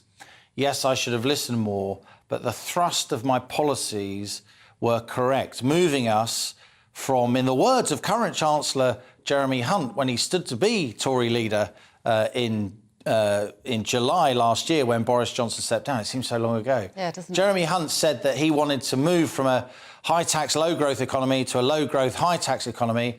Jeremy Hunt actually said that corporation tax should go from 19% to 15%. That's what he said. And yet he is now the Chancellor who in April is going to oversee, we know, it's already been announced, an increase in corporation tax from 19% to 25%. Now, Liz Truss and a lot of other people, a lot of other Conservative backbenchers are saying that's crazy to raise corporation tax at a time like this, when so many businesses are ravaged by lockdown, sky-high energy bills, very high costs in the supply chain. In fact, if you raise corporation tax by that much, it's going to cost the Treasury money because so many businesses will fold. That's what Liz Truss was arguing in her mini-budget. Now inflation's coming down. It strikes me that while she's taking a lot of flack and fire, and an awful lot of people are criticising her, it's too early, why are you saying this now? A period of silence from you. A lot of people on the Conservative backbenches agree with her. I put a tweet out over the weekend based on my Sunday Telegraph column, which made the case for freezing corporation tax at 19%. It's had thousands of retweets, including from some pretty prominent Conservative backbenchers. Even though I am defying government policy, I'm arguing against government policy. Well, one person who retweeted it is Simon Clarke, the former Levelling Up secretary, who is a key ally of Liz Truss. He's a Tory MP from the North East. And I know personally, because I've talked to lots of politicians, that there is now a head of steam building behind this idea. Why are we raising corporation tax from 19 to 25% now? Yeah. Do you know what? When I was reading this article, I didn't know you'd spent time with Liz Truss last week, and look what I wrote on it, Halligan, ? Now, let me tell you why I did this. Because she talks about the fact that large parts of the media and the wider public sphere had become unfamiliar with key arguments about tax and economic policy, and over time, sentiment has shifted leftwards. And you and I were talking about that last week, how you were saying that sometimes the way that the economic vicissitudes, let's call them... Good word for Monday morning. Put your denture cream on this morning, Bev. I peaked for the week now. These economic vicissitudes do not always get reported correctly by some of the mainstream media outlets, the establishment media, let's call them. We are mainstream media, because it's somehow a bit too complicated for them. That's what she's saying there, isn't it? There is a bias against understanding in the media. I've fought this my whole adult life. I've tried to get more economics and television. Yeah. More economics and business on television my whole adult life. I'm still trying to do that here with some success, but not enough. A lot of success. Not enough in my view. Let's just put that on the record. Yeah. I'm a free person to say that. I think it's a free society. Yeah. So I don't just think it's a bias against understanding and complexity. I think a lot of people in the broadcast media in particular underestimate the extent to which ordinary people can deal with complexity. You know, if you run a household, you've got a mortgage, you run a small business, you're dealing with far, far more complex things than a lot of young journalists are in their lives. And I think people can understand these concepts. And in my view, most broadcast journalists, they've never been in business. They don't understand what it takes to run a business, unlike me, by the way. And more tax is always a good thing in their view, and more government spending is always a good thing, even though, you know, the tax burden in this country is now at a 70-year high, and an awful lot of people, not from an ideological perspective, just think it's killing enterprise. What do you think, Liam, of the fact that she does admit that neither her nor Kwarteng had been informed of the potential consequences that her economic policy would have on this liability-driven investments? I think the whole LDI situation is a scandal. What's going on here is because of years of quantitative easing, years of central bank money printing, yields on government debt became very, very low, which was handy for the government, but for the pension funds that are basically forced by regulation to invest in these ultra-safe instruments that yield a regular income to the investor that match their liabilities, the pensions they have to pay, they were getting very, very little money from these gilts. In fact, the return on the gilts was lower in many cases than the rate of inflation. So, of course, they were losing money. So in order to sort of juice up those returns, they used what we call leverage, which means you borrow and you invest in more of something, and then you get bigger gains, and then you pay back the money that you borrowed. This is liability-driven investment, and it was happening with some pension funds. They were allowed to undertake these risky strategies which go wrong badly when the debt goes wrong, because the value of the investment goes down and you've got to pay back more than you've got. And it strikes me that not nearly enough people in the regulatory sphere understood this. Indeed, the Bank of England's own pension fund, £5 billion pension fund for its own staff, current and retired, was heavily into these LDI investments. There still are about 80% of their cash is in these investments, so maybe they didn't understand the danger of LDI investments when you start getting some turbulence on the gilts market. But look, they made a lot of mistakes during the mini-budget. If you go back to the tape the day of the mini-budget, and I've looked at what I said instantly, to do the top rate of tax now in this climate is politically tin-eared. That was my phrase, tin-eared, and it's become like the generic description of that. And that meant that the media turned against them. Financial markets were already spooked by some operations the Bank of England were doing before the mini-budget, and the rest is history. Yeah, so that was parachuted in. Right, thanks, Liam.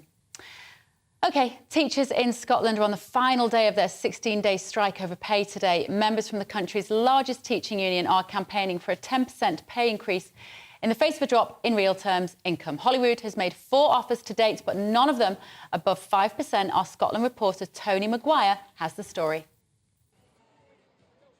Today marks the end of 16 days of teacher strikes across Scotland, with union members spending 3 days on picket lines since November. Having turned down 4 offers already, their 10% demand is unwavering. The Scottish Government says it's simply not affordable. It is disgraceful that teachers have had to take 3 days of strike action already just in pursuit of fair pay. But if they have to, they are prepared to take more strike action. We're looking at the 28th of February and the 1st of March. But hopefully it won't come to that. Hopefully the Scottish Government and COSLA will step in and do the right thing, bring the right amount of resource to the table to bring an end to this dispute.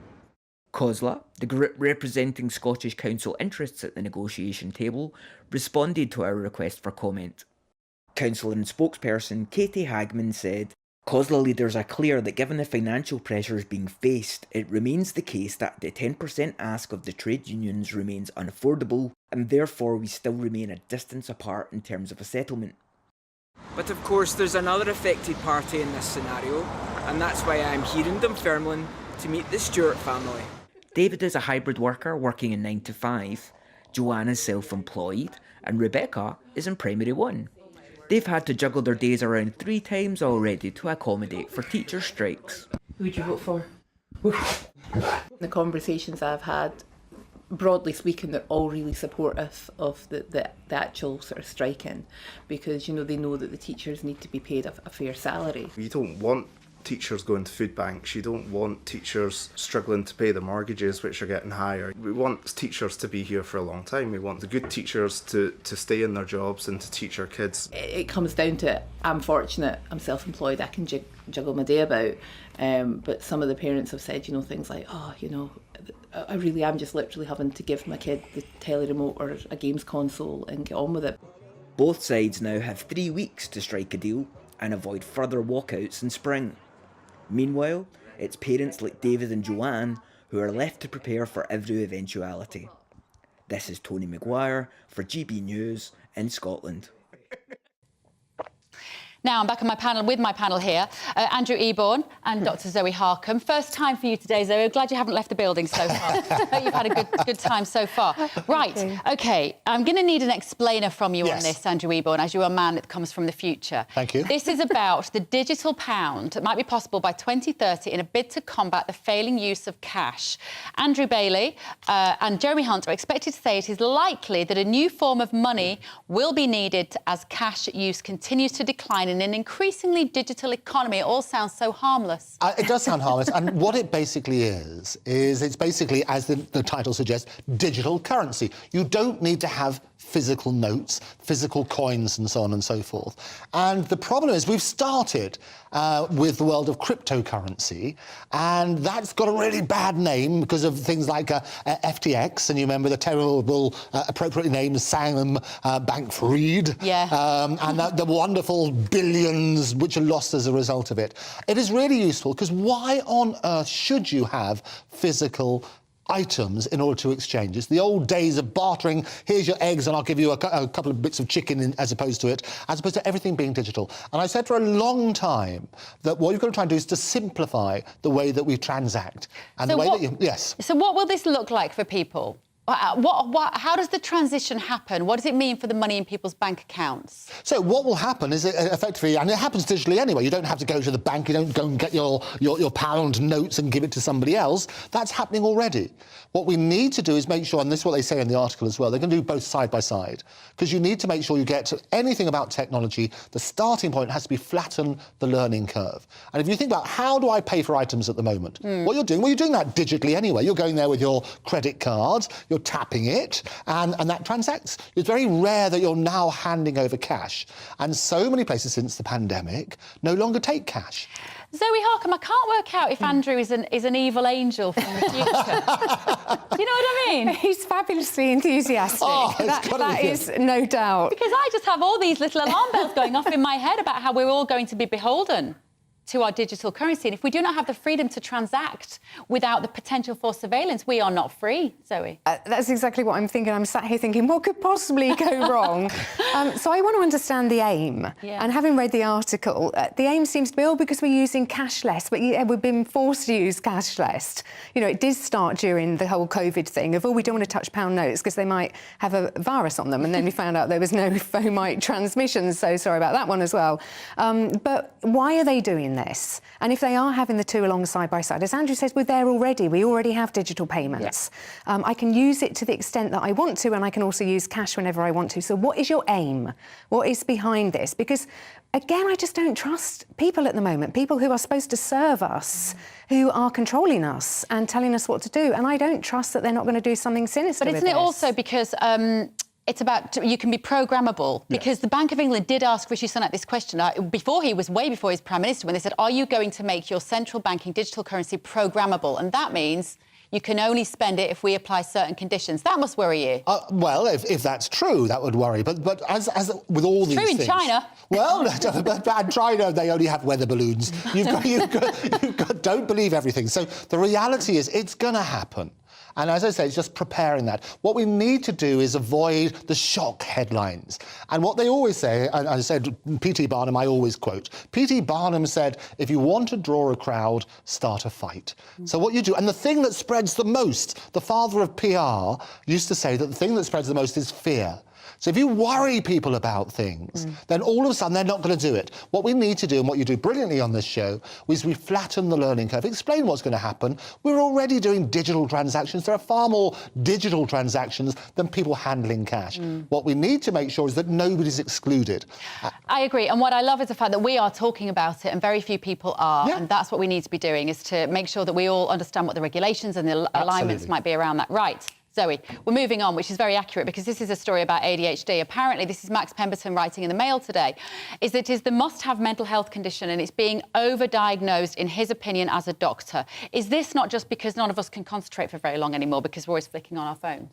I think there is some of that. I mean, we actually looked down the list of what is it that manifests itself as ADHD. It's things like impulsiveness, disorganised, poor time management, not able to focus. And I think we are developing a generation who would meet those criteria, because it is all so multifactorial and so instant. You're on your phone and then it rings and then a message pops up and a notification and then you do this and you do... We didn't have that when we were younger, and you could just focus on your homework or just do that. There is also the issue that you have the capacity to diagnose people more at the moment. So perhaps we did have the levels of autism, ADHD that we had then, but we're just more able to diagnose them. But it's about 5%, I think, globally, that are being diagnosed or have been diagnosed as ADHD, 1 in 20. Well, that's one in, in a small classroom of children, but I think most teachers will tell you there seems to be more children that would present with this than that.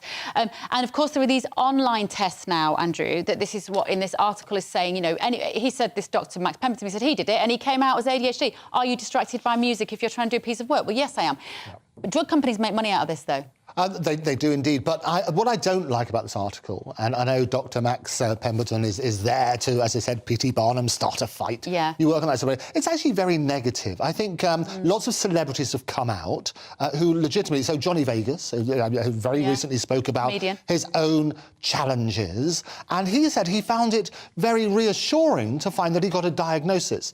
I think I always object to labels, and we've become a society that's obsessed with labels and packaging people. We should celebrate diversity, but I also think, and it's a legitimate point, I also think we need to be the generation that talks about mental health so that the next generation doesn't suffer the stigma. Yeah. And I think if we understand those conditions, it looks good. The other thing which we should touch on as well, though, is the gender bias. Oh, yeah. So the reports coming out at the moment is they're not getting women and girls are not being properly diagnosed because they're saying it's more likely to be depression or anxiety than ADHD. And as a result, they're not getting the treatment and assistance that they deserve. I think with girls, they're actually considered high-performing. So because you would normally associate perhaps non-fluency with conditions like autism or Asperger's or ADHD or whatever, or not being able to deliver a conversation because there's lots of things flying into your head, girls are actually, we just talk, we're born talking, so we're good communicators. So I think what they're saying is it doesn't show up in girls in the way that it does in boys. I know a little boy that's been diagnosed quite easily because it's just so obvious in his behaviour that he has got some things that need some help. And I think with boys, it often is more common because boys are energetic, or it's maybe more commonly misdiagnosed because they are generally, when my son was little, he was bouncing off the walls. He's still fairly bouncing off the walls now at 19. And therefore these children, I think also the school system as well perhaps doesn't, because it expects all children to sit down carefully and do this. then some of those children, it's very hard for them to... I think clipping people's wings at an early age is really tough, and I'm always talking about the wonderful people who celebrate their diversity. Autism, for example, some of the most creative people have suffered with autism, and you work on that sort of premise. And the list of people who've come out with AA, apart from, I mentioned Johnny Vegas, but Ant from Ant and Dec, Justin Timberlake, Sue Perkins, Olivia Attwood, they've all acknowledged now that they've been diagnosed with this. And I think the more that people in the public eye can shine a spotlight on these issues, the better. And not just be negative. Right, today has been anything but negative. Thank you so much to both of you. Andrew Eborn, Dr. Zoe Harkin. Do come again, won't you? Thank you. Right, it has flown by. Coming up next is GB News Live with Mark Longhurst. I'm Bev Turner. I'll see you tomorrow morning at 10. I'm Alex Deakin, and this is your latest weather update from the Met Office. A sunny one out there for many. It is turning cloudier across parts of Scotland and Northern Ireland, but most of us will stay dry, and here's the reason why. A big fat area of high pressure sitting over us.